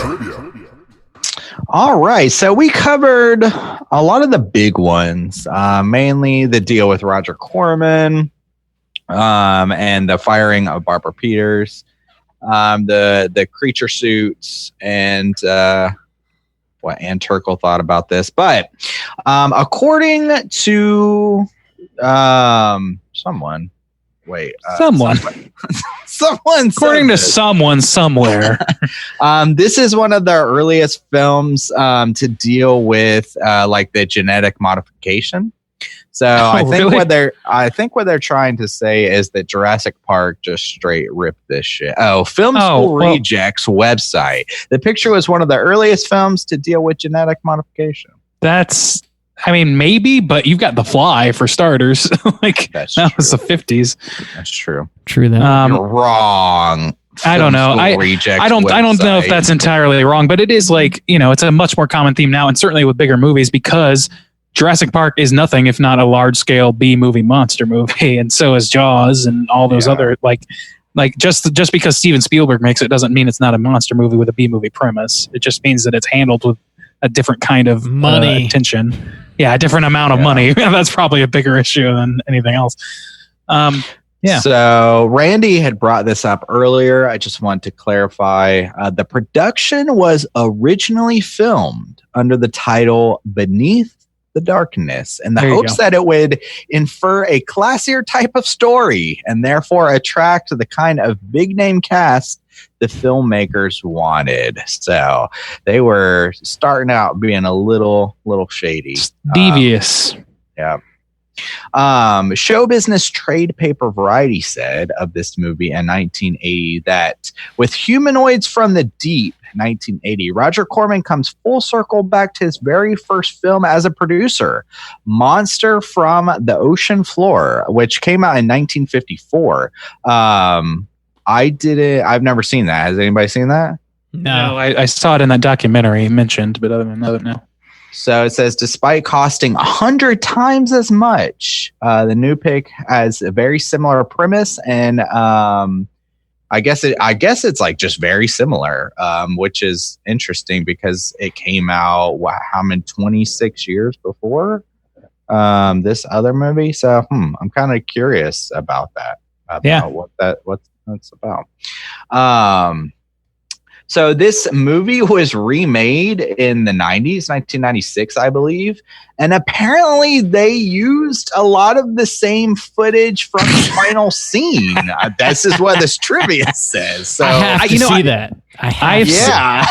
Dude, it's made for TV apparently, but Damn. apparently they still used a lot of the attack on like the Salmon Fest. So you can see it on YouTube. Apparently, oh wait, no, that's not the whole movie. Oh Damn. my God. Yeah, apparently, I kept seeing it say 1996. I was like, this was not made in 1996. Why is it like this movie and the remake are constantly combined in like internet searches or whatever in such a way to where it'll say Humanoids from the Deep 1996, but actually show the movie that we watched, Humanoids from the Deep 1980. It's really weird, just because it's such an obscure movie, I guess, to most people. Yeah. I don't know. For whatever reason, that's that makes a lot of sense why they're getting confused. So it doesn't look like it, because I was actually going to put this movie under like movies I would not want to watch during Halloween time, which is our Hotline Scream. But it was filmed during October, November, and December of 1979. So those people in the water were probably fucking freezing their nuts off. Yeah. That sucks. Nuts. So, Clean off. yeah. Nuts. But I think that's about all the trivia after we cover the big ones in the main cast. So we'll wrap that up. There we go. right. Okay. Really just going for it. You know Yeah. what we got to do now? We got to go hunting from Cooters from the deep. Gotta go hunting from Cooters from the deep. From Cooters. We gotta Let's do go a thing. hunting from. Let's hunt them down. We're doing We're gonna be something hunting from Cooter there. from Cooter. Juice. All right, let's hunt them. What's a Cooter, Juice? What is Cooter? Straight chilling exclusive. Character type, which is very prevalent in the 80s. And one of the things I like about this film is we haven't talked about in a hot minute is a lot of the Cooters in this film are not the main villains, which is, I like that aspect of it. We'll talk about that a little bit more. But character type has to hit 3 of these 5 points to be considered a Cooter. We are looking for Cooter of the week, though. So who is top Cooter? The 5 points are sexual deviancy, manipulation, smug arrogance, overall look and attire, and overall patheticness. So I believe there are quite a few Cooters running rampant throughout this film. Yeah. But who's going to be Cooter of the week? I would like to start off to put forward in the court of Cooter, my boy Jerry. Jerry seems to me like a lock for this, but there are a lot of people to cover, and we want to get to them. There are. I will say, like Jim, he had a real Jim Carrey vibe going the whole time to me. He had like early Jim Carrey, where it's just like Goofy walking into the water and Goofy talk, like just doing everything as goofily as possible. But he is like the most horn dogged motherfucker in the world. Playing grab ass. The world. He is more horny than the humanoids, and those things are killing people for fucking. So, I mean, For fucking. I think that's a pretty clear sexual deviant angle on him. He's not doing anything untoward with anybody besides, I don't know. He jumps out at one girl for a jump scare. I don't know. To me, I just think that his virility speaks for itself. So would you give him the sexual deviancy or no? It sounds like I'm a little on the fence, but I think I would edge towards yes, because that is literally his defining characteristic. And typically, if that's your defining characteristic, you're not really ethically charged. Would you give him? I gotta give him a tire. Is the one I'm gonna nominate him for. So he's a Geordie sexual deviancy. Dude, those jorts on the beach and the snake, that shit was killing me. I love that shit. It's so fucking goofy looking. That is some Cooter attire right there, my boy Jerry, with them jorts. Bob, what are you gonna give Jerry? What points do you want to give him? I don't know, man. I don't think he's really manipulative. Maybe a little bit pathetic, though, I guess. Oh, do you? I've got a good pathetic moment. Okay. When he's playing grab ass in the back of his truck, and all the other good old boys are just getting into a brawl in the parking lot, and he sticks his head out and just he sticks his head out and just gets. Dude, can I tell you that scene? I'm not a positive about this, but it's my feeling. Again, this was before I knew about the schism of directors in this movie, but that scene seemed entirely tacked on to me. Like, was that truck even there in the wide shot of them fighting? I don't know. Yeah. That's a good point. Was it? Okay, because I don't like. I was sitting there like, man, this seems like this was shot like this close up of his face getting hit with a random fist could have been done in a soundstage 600 miles away. Yeah. But he gets scene. knocked the fuck out. And I don't think either of those characters ever interacts with anybody that's not like. That's part of the main cast. That's true, yeah. Huh. Like they're pretty much on their own. Yeah, and his girlfriend is the one that gets impregnated and has the thing at the end. So obviously she was like written into the story, but they don't ever interact with anybody. I don't know. Would we cover them all? Smug arrogance? Is he arrogant? I can get a little of that, but I don't know if it's enough to rank. Yeah. No. He ranks so high on those other two, though, and like the pathetic, I guess I could give him, but I feel like that one. It feels like he has at least a low ranking on just about everything. Yeah.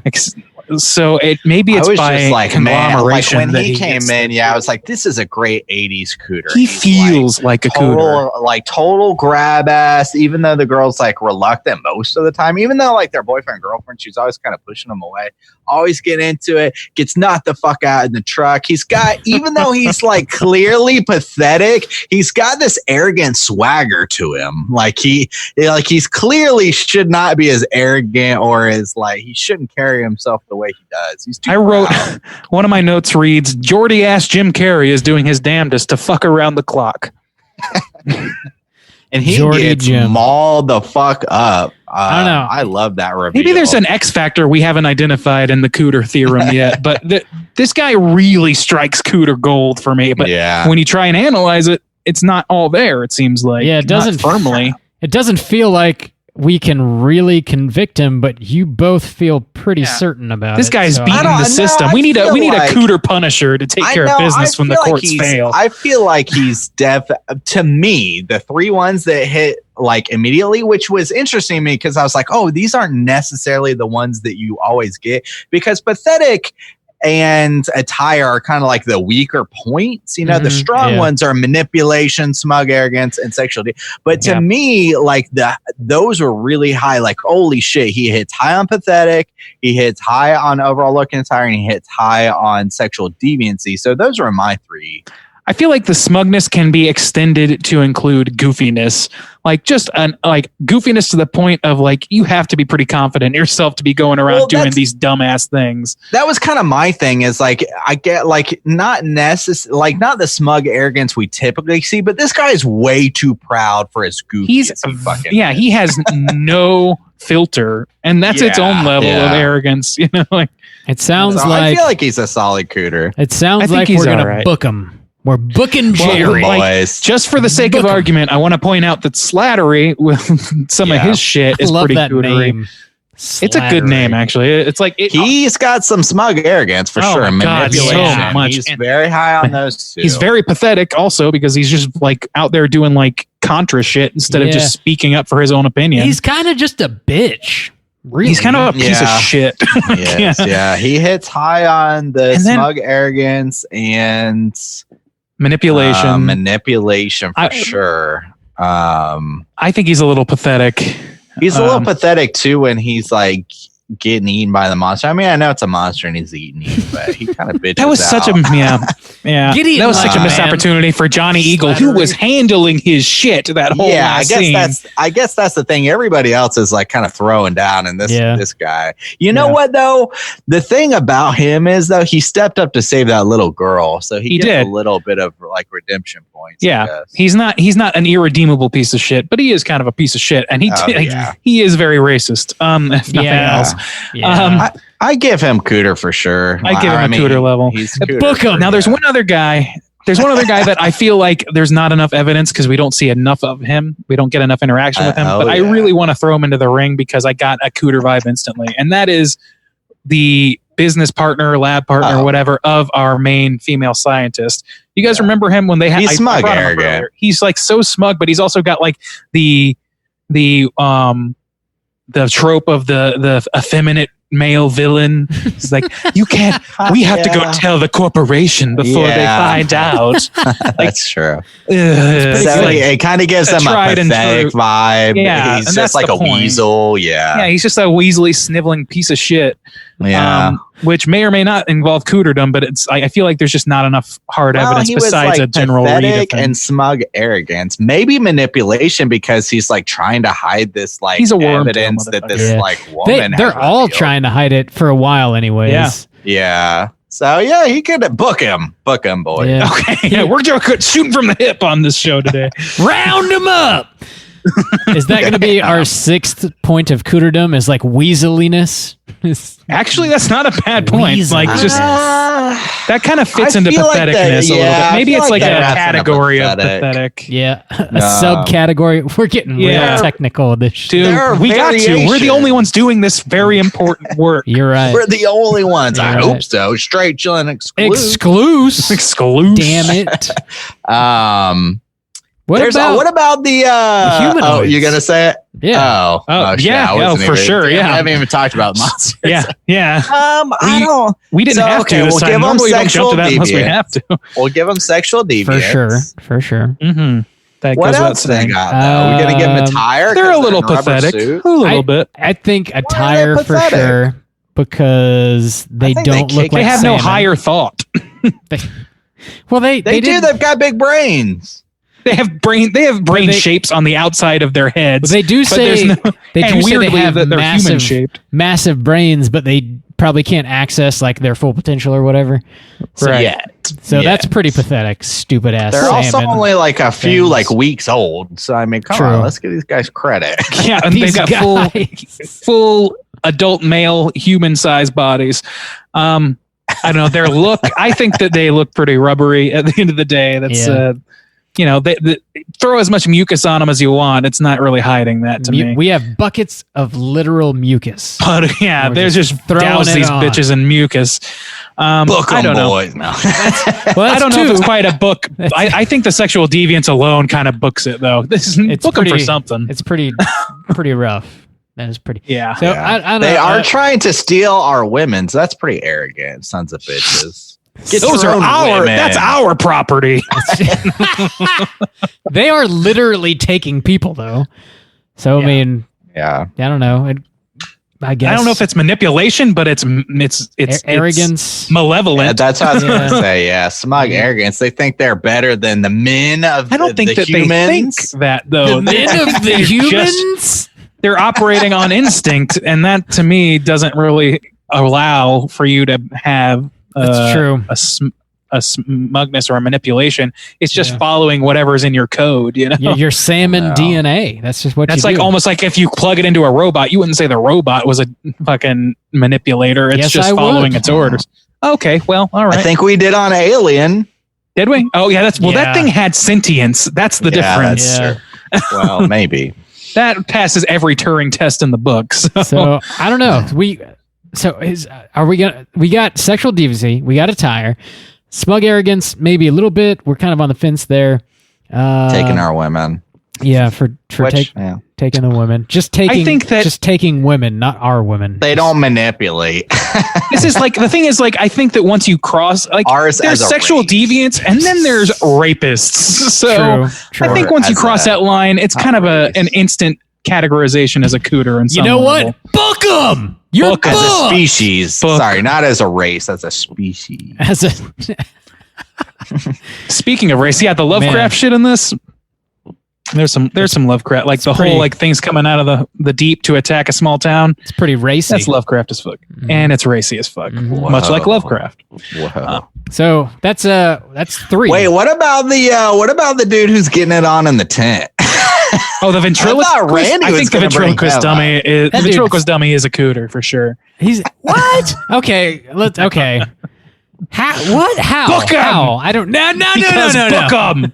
Hang on. Here's a dude. A woman gets naked. She's taking her clothes off. After she's naked, he takes the doll out. After she's naked, But he she's takes the like doll. enjoying Is that the show or whatever. She actually tells him I kind of feel like to take it out. She as much as I gave that dude shit, I like whether or not it makes any sense or is realistic in any way. That woman is very Yeah, into it's- his ventriloquizing, and she's There's down someone for it. for She wants to everyone. fuck that wooden doll. she does. Huh. She's So totally maybe enjoying she's it. the cooter. Maybe she's got the problem. Because she likes Maybe No she's kink into shame shame. now. Maybe No maybe kink it's time to shame. kink shame. Maybe it's time to break the cardinal rule. nothing gets me wetter than your wooden dolls. Let me tell you. Yeah, Damn. nothing finer than a wooden pecker. All right. No, So, he's not yeah, a that's, cooter. He's just I found the right girl. I guess He's I don't just know. the luckiest ventriloquist on earth. Is really it. Yeah, he's the only one getting All right. laid. That's for sure, and also murdered. Damn.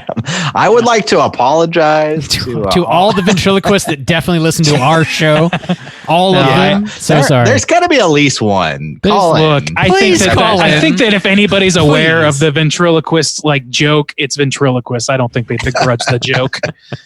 We'll Call- see when they call in. All right, Call well in send us your ventriloquist hate mail. Be sure to throw your voice when you send your email Tell us how many times you've been laid on the beach, please.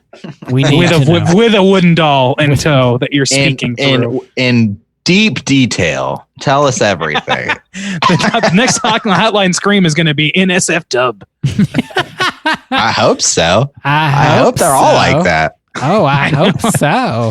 Juice, we might need to branch out a whole different show for you. Get Straight chilling after dark. Dude, I'll do straight chilling after dark. Yeah, I'd like to. Anyway, anybody else? Mama. I'd like to.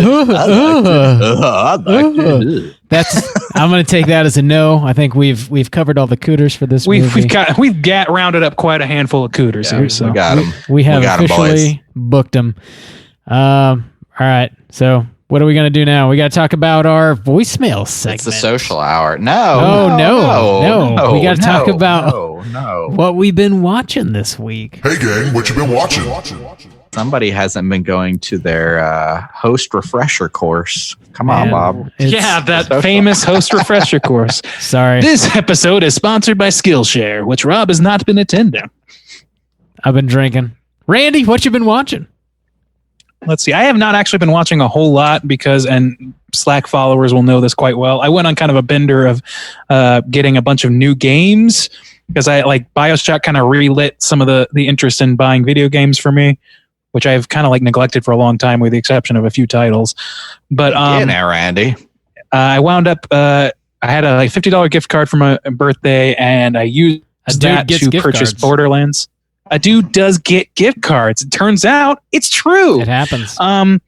So I got Borderlands 1, 2, and whatever the middle one is called. And I started playing through Borderlands 1, and I got so frustrated with it that I was almost ready to give up on the whole franchise. But the Slack channel guided me to just give Borderlands 2 a shot, and it is significantly better.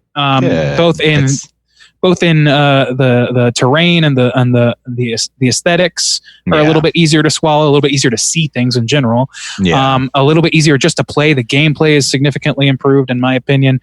It's still a little bit confusing. The guns are more distinct. Yeah, that's true from what I've seen. And I'm about 5 chapters into that. So, I mean, I've made good headway into it. Good. And if I can get a good play out of that, then I'll feel like that purchase is justified. I also bought Alien Isolation, which I played just a few minutes of, and I am already super fucking impressed by this game. I've heard it was good, but I knew nothing else about it except that it was an immersive sim. Our YouTube channel. I don't watch your bullshit, Justin. I'm sorry. No, but I didn't know much about it, and I went into it pretty blind. And man, they fucking recreated the ship from Alien, and like it looks really cool. I have not gotten to any action yet. I literally just put it in just to get a taste test, and I'm excited to get going on that. I kind of want to knock out Borderlands 2 before continuing, though. I don't like jumping around games like that. I also got LA Noire, but that's TBD. That's coming down the pike later on. Other than that, not a whole lot of viewing opportunities for me. I watched a little bit of Wet Hot American Summer First Day of Camp, just because it's summer and it seemed like something to do. Other than that, not a whole lot. Sweet deal. Juice, what you been watching? I watched the old Candyman because I need to talk about it soon. That is an upcoming feature. If you want a little extra soju in your life, actually, I don't know if we could talk about it fully. Yeah, I'm not sure if we're revealing that or not. Okay, well, I will be talking about Candyman. Yeah, probably by next week. I'll be able to reveal where you can hear me talk about it. I watched it. It's been a while. The Wall Street Journal. I think that I definitely watched it with you guys for the first time, but I believe it was before we started the cast, or like very, very. It was an early review. I'm pretty sure. I'll double check. Did we? Yeah. Did we actually review it? Yeah, we did. Drew picked it. I feel like maybe I even saw it before then, though. Or maybe that was, I don't know. So actually, you didn't review that with us, so maybe you did watch it with us another time. Okay. Okay. I feel like it was before the cast, maybe, but it was interesting to go back. It makes me even more excited for the remake, or like the update, whatever they're calling it, because I feel like this is a movie and a franchise that kind of could use with like some fresh ideas, or like a modern kind of a take on it. Even though it's very tied to its time, although not entirely. It is. But I enjoyed it. I enjoyed it. It had a lot of interesting ideas, but I am really excited to see like what new things are going to come from it, because I think it's got a solid foundation, but I feel like it could go some cool different places. So I watched that. I've almost finished with the Umbrella Academy season 2, and I gotta say, man, I enjoyed the first season of it, and I kind of want to go back now. This show is damn good. And maybe it's just season 2 is even better, but just on like the editing and cinematography alone, the acting is fantastic. The writing is pretty solid. I feel like season 2 is significantly better, even though I did like season 1, but I think I got one episode left to go, but it is just a fun, really well made, good looking show. Like just all around, like it almost like ticks like all of the boxes. But like the editing and cinematography has been really impressive to me this time around. And I've just like really been digging the shit out of that. I've been doing some research because I do the horror video gaming, and there's some old NES and SNES games out there, and I've been trying to kind of get this list of them. And so I've been watching some videos on them just to kind of maybe get some ideas of maybe which ones like I could play or would enjoy or maybe could get through, because those old games are hard as shit sometimes. Yeah, just like and don't make a lick of sense. But there's a Nightmare on Elm Street one. Where you have like a sleep meter, and it's NES. It's like 1989. You have a sleep meter, and it like goes down over time, or if you take damage, it goes down. And if it goes down, you fall asleep, and then the world that you're in turns into like a dream world. Like it's the same kind of like format, but like the colors change and the enemies like kind of change and they look harder, and you fight like Freddy and shit. And I was like, hey, this actually looks like hard, like as NES games tend to be, but also like pretty like got some interesting ideas. So if I can find a download for that for my Retro Pi, I might try to play through that. And also there's a Nosferatu game for SNES. It looks like it's kind of in the vein of like a Castlevania type of situation. But that was kind of intriguing too. It's just like kind of like a standard side scroller kind of like you jump up on platforms and just like fight random monsters. But I had never seen or like heard of that before until I started doing some research. So I've been watching like some retro gaming streams and stuff. Who you watch? I don't have any specific names, honestly. Okay. I'd have to go back to the ones I just kind of have tabbed out. But yeah, it was really interesting to see some of these old games that they tried to like cash in on the franchises a little bit and what they did with the games. So I'm intrigued. I might do some more digging. But Bob, that's it. Yo. What have you been watching? Let me tell you. I rewatched Lake Placid from 1999. Going for the creature features. It's so good. It's ridiculous. Wow. I enjoyed the hell out of it, man. I hadn't seen it in years. I remember seeing this back in the movie theater when I was a kid with my family. It's got Betty White in it, and she's just cussing like a damn sailor in this movie. It is hilarious. The dialogue is ridiculous. It's in a good way. The creature feature, like it's from the 90s. It's like one of the best. It's up there. It's up there with Anaconda, which I don't know if that's a good thing or a bad thing. Depends on with Anaconda. Depends on who you're talking to. You're saying. Yeah, it's. I don't know, man. The effects look pretty solid. There's definitely some practical and some CG, but I think the CG that's in Lake Placid is definitely a step above the Anaconda CG. It just, in general, looks better. It's funny, entertaining, gory at sometimes. It's just a lot of fun. I definitely recommend it. It was a good summer movie, too. Other than that, I watched a documentary called Corman's World. Sort of in preparation for this movie. It's just all about Roger Corman and his career, and they interview a shitload of people on this documentary. A lot of people that he worked with over the years, and a lot of like really famous people that he sort of gave them their first crack at the film industry. It's got like Jack Nicholson on there, like a lot of Jack Nicholson. They interview the shit out of Jack Nicholson, and he was he only in Little Shop? No, he was in several Roger Corman movies. Okay, I didn't know that. All right. Roger Corman was the first person to hire him for anything. They interviewed Jack Nicholson for a while, and towards the end of the documentary, like he's got sunglasses on, like he kind of always does, but he just starts full on crying, like talking about Roger Corman, like how much Roger Corman means to him, and how he got him started. Like it's. Because, we all have sort of this perception of like who Jack Nicholson is, and to see him like totally break down is jarring, but like I think to see anybody just kind of break down is jarring. For sure. But especially the fucking Joker, like it was crazy to see, but also like very, very touching and meaningful and sweet. They have Scorsese on there, and he's talking about how much Roger Corman means to him. Dick Miller, Joe Dante, De Niro. Ron Howard is on there quite a bit, actually. The first movie that Ron Howard ever directed was a Corman produced movie. I forget what it was called, actually. Anyway, it's super interesting, entertaining documentary. You can rent it pretty much anywhere you rent anything. I think it was like a $3 rental. The only other thing I want to mention that I have actually been reading, not watching, is a book about the history of the Misfits. It's called This Music Leaves Stains is the title of the book. Whoa.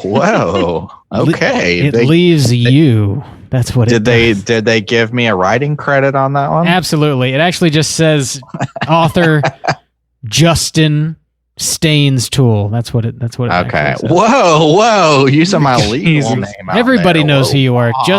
Justin Stains Abroad or whatever. Whatever you want to go by these days. I can't keep up with it. But yeah, it's a quick read. It's only like I think 120 pages, something like that. I've just been like listening to a shitload of the Misfits and really enjoying their music, and I wanted to learn a little bit more about their history, and it's pretty entertaining, man. It's interesting to see how they have evolved over the years, and just to learn more about like the writing process and how they were unable to release like their debut record until like 15 years after it was recorded, and just all this stuff. I don't know. If you have any interest in the Misfits, I definitely recommend picking this book up. I got it on Amazon. It's called This Music Leaves Stains. Check it out. That's all for me. Let's go ahead and jump in to our voicemail segment, Hotline Scream. If you are listening, you want to call, leave us a voicemail to be featured on next week's show. You can hit us up at 904-638-3231. We have 3 voicemails this week. The question we posed last week for people to call in was we asked, what movies do you specifically not watch around Halloween season? So we got a few responses. I think the first voicemail we have here is from Wes. Let's go ahead and hear what Wes has to say. Hey guys, it's Wes. It's 1:30. The effects of Josie and the Pussycats is still wearing off on me. So, in about 6 days without sleep. Anyways, to answer your question, what horror movie do I not watch in October, really? I would have to say Saw, or any of the Saw movies. I never have the craving. That was a weird word to say. I never have the craving to watch that during Halloween. It never really screams Halloween to me.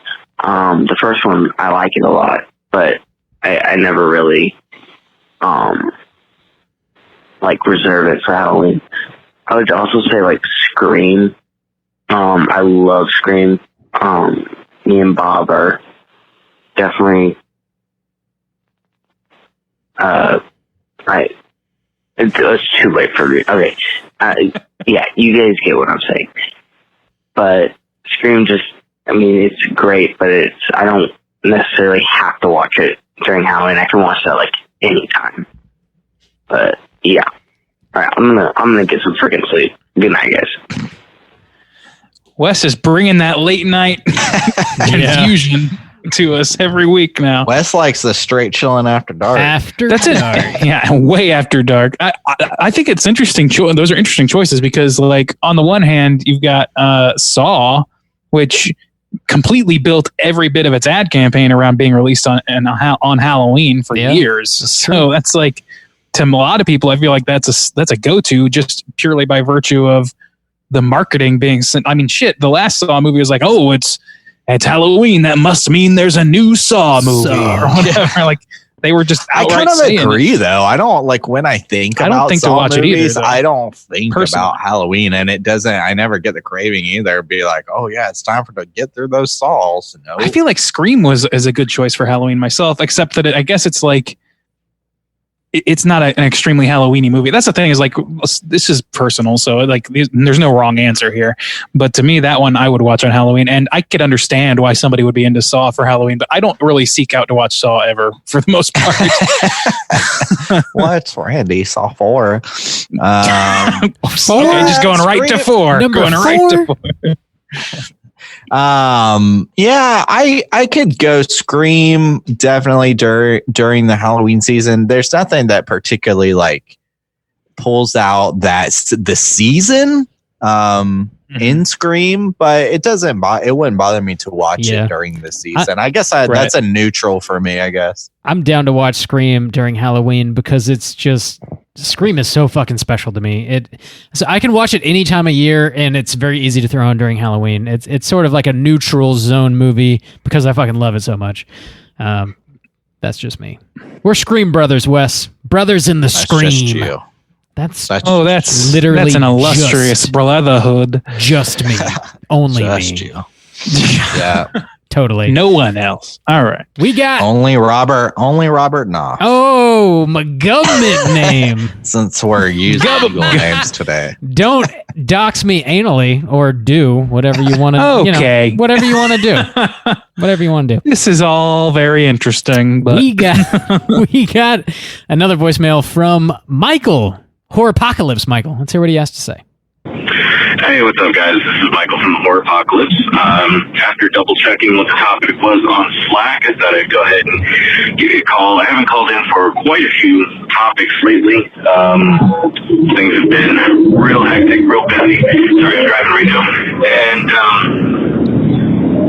so things have been real hectic, real busy. I've been trying to keep up with it as much as I can. But with today's topic of what movie can we not watch around Halloween, this is gonna be kind of tough because I know some of you are big fans of Halloween themed movies and things that touch back on your childhood. Things like The Great Pumpkin, Charlie Brown. I can't stand it. I cannot stand that whole Charlie Brown movie series. So things that are typically Halloween themed like that, I don't watch it. Same thing when it comes around Christmas time. I don't really watch Rudolph and Frosty. Those have those actual themed things like that. And that kind of stems back to your previous question. What movie do you use to kick off your Halloween season? I don't have a Halloween season. I have a Halloween way of life. So I watch horror movies year-round all the time. So when it comes time for things like that, I prefer to focus on Christmas-themed horror movies and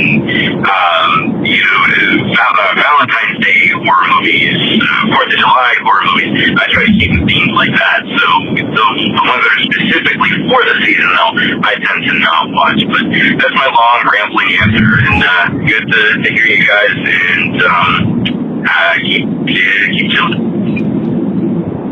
I'm going to take this opportunity to really quickly disclaim that Straight Chilling cannot be held liable for the poor driving that you experience as a result of calling our Hotline Scream. True that. Also, park and then call us, man. That is a shitload of background noise. Also, you monster. Monster, right? How dare you? Where do you get the right? The Great Pumpkin? Who doesn't like The Great Pumpkin, Charlie Brown? I don't really care about it, but what? Yeah, that's never been one that I really particularly was drawn to. But this is definitely a Mr. Hotcakes situation, though, because I mean, I understand the Halloween way of life Mr. and all that stuff. Hang on, Mr. Hotcakes, Mr. Hot Takes. We need to clarify what Mr. Hotcakes is doing. Okay, that sure cleared it right up. I'm sure. Yeah, we're all very on the same page now. Yeah, it's just interesting that I don't think that all of us watch horror movies all year round as well, but there's still movies that you save for specific times. Just Michael does.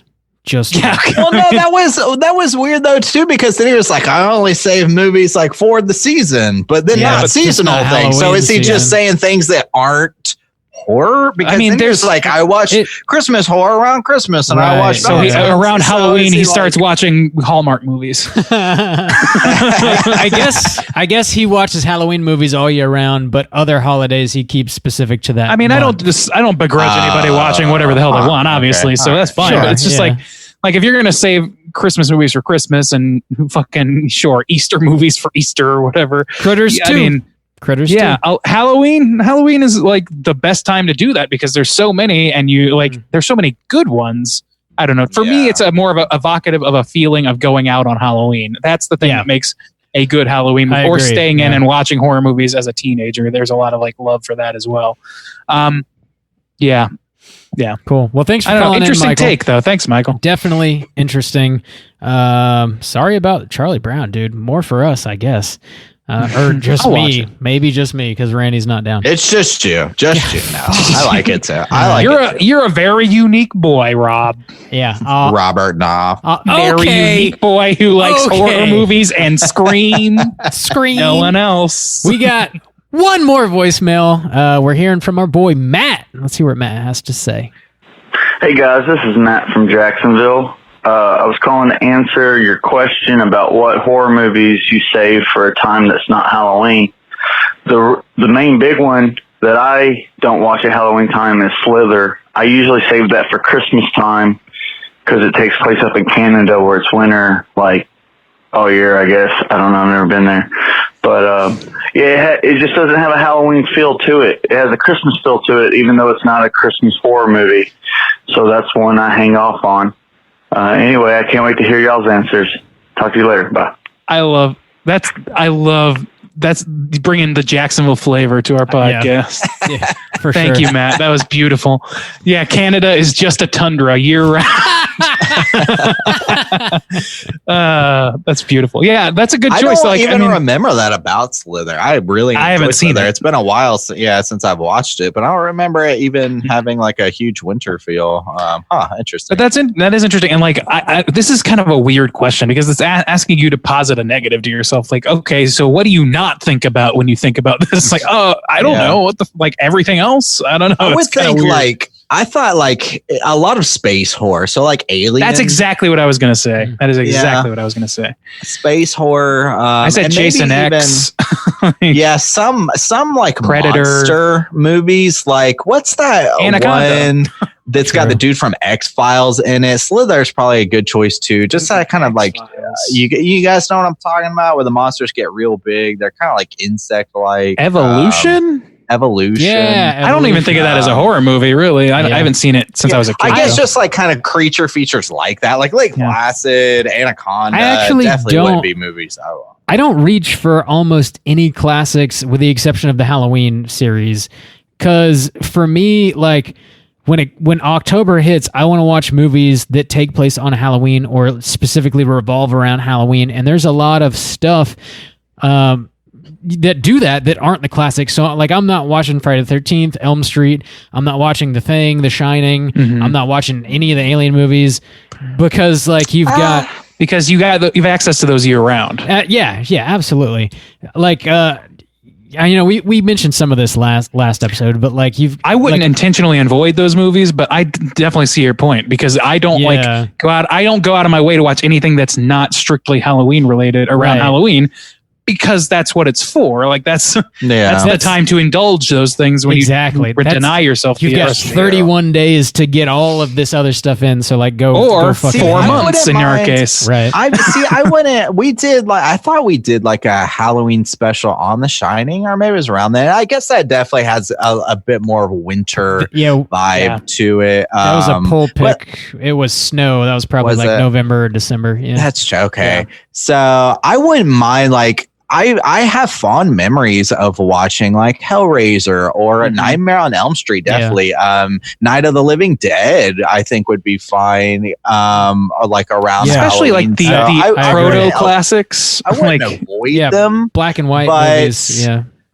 Yeah. I mean, I don't know. I'd definitely be fine. I think to watch horror royalty makes sense in Halloween, as well as horror, like strictly Halloween related. I seek out the Halloween related. Yeah. But if Sure, I was to come across yeah. Texas Chainsaw Massacre, it doesn't matter that it looks like it's 100 degrees in those movies, $100 at night. $100 doesn't matter. at night.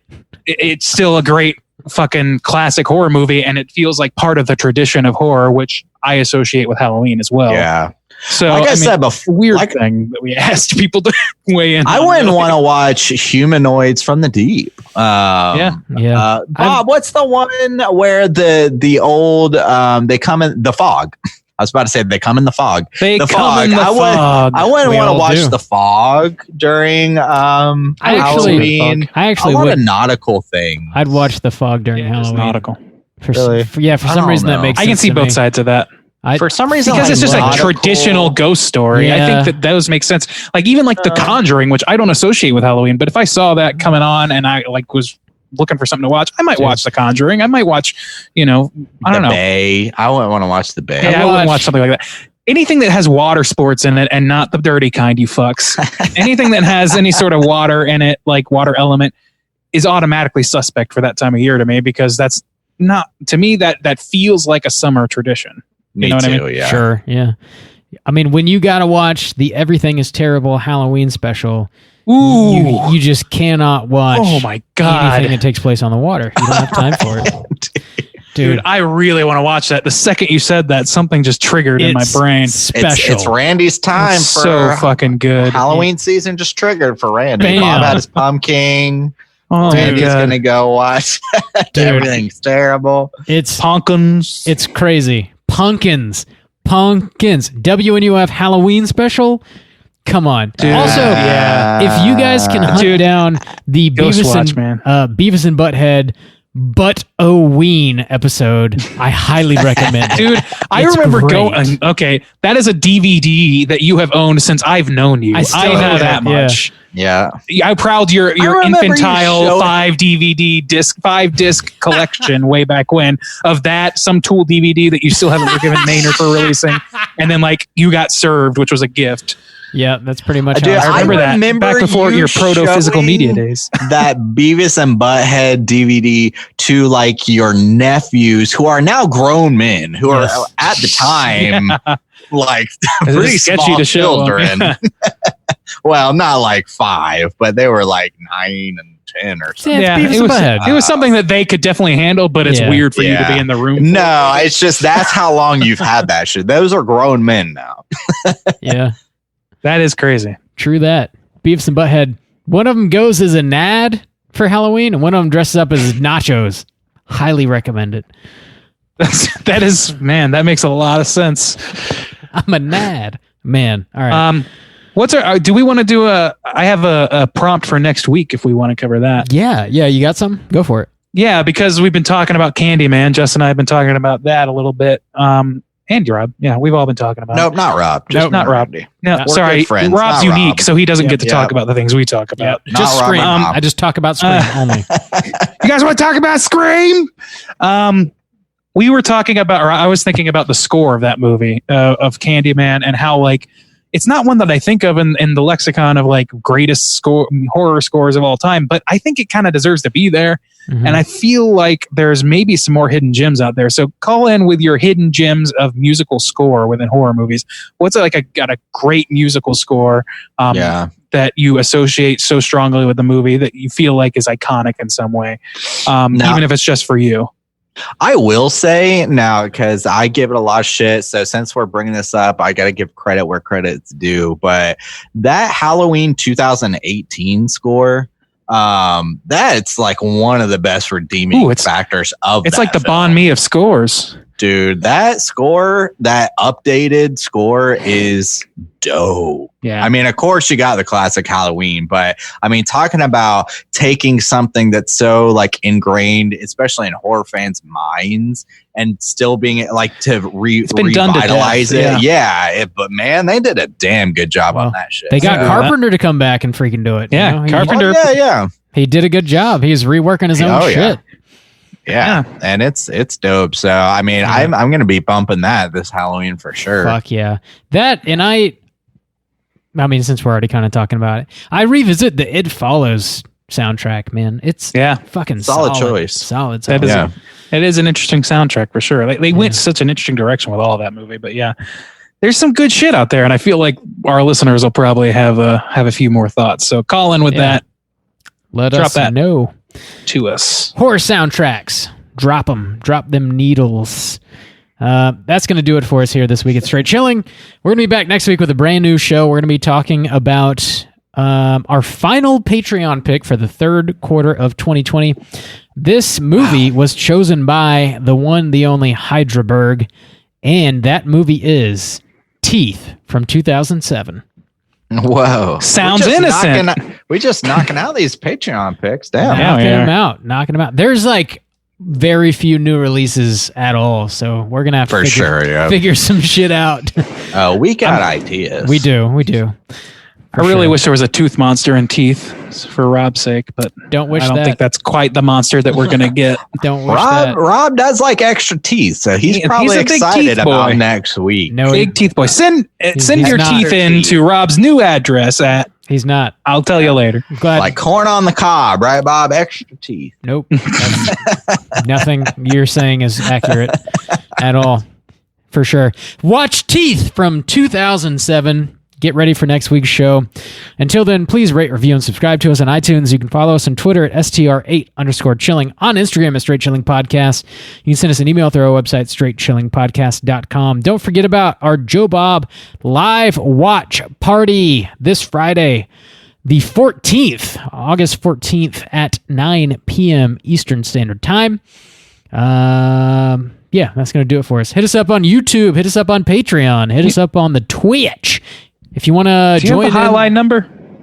Oh, yeah, I've got it. I don't think we said it. Repeat it one more time as soon as I Sorry, I find missed it then. Where is it? Sorry, completely derailed things. I just didn't want to forget it. The hotline number is 904-638-3231. Also, if you want to join in on our Slack channel, just let us know on one of our social media outlets and we'll send you a link to join in on the daily conversations. Slack channel has been popping off recently, and the community just keeps growing, keeps getting thicker.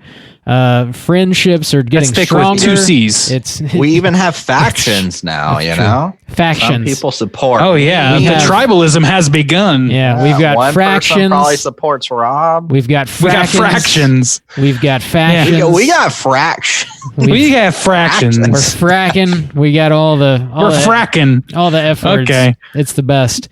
And believe me, we mean all. All of them. Slack channel. Join in on the conversations. Until next week. You can have really, really brilliant conversations like the one we just had. For sure. All day, every day. Until next week. As always, all you mother truckers, please keep chilling.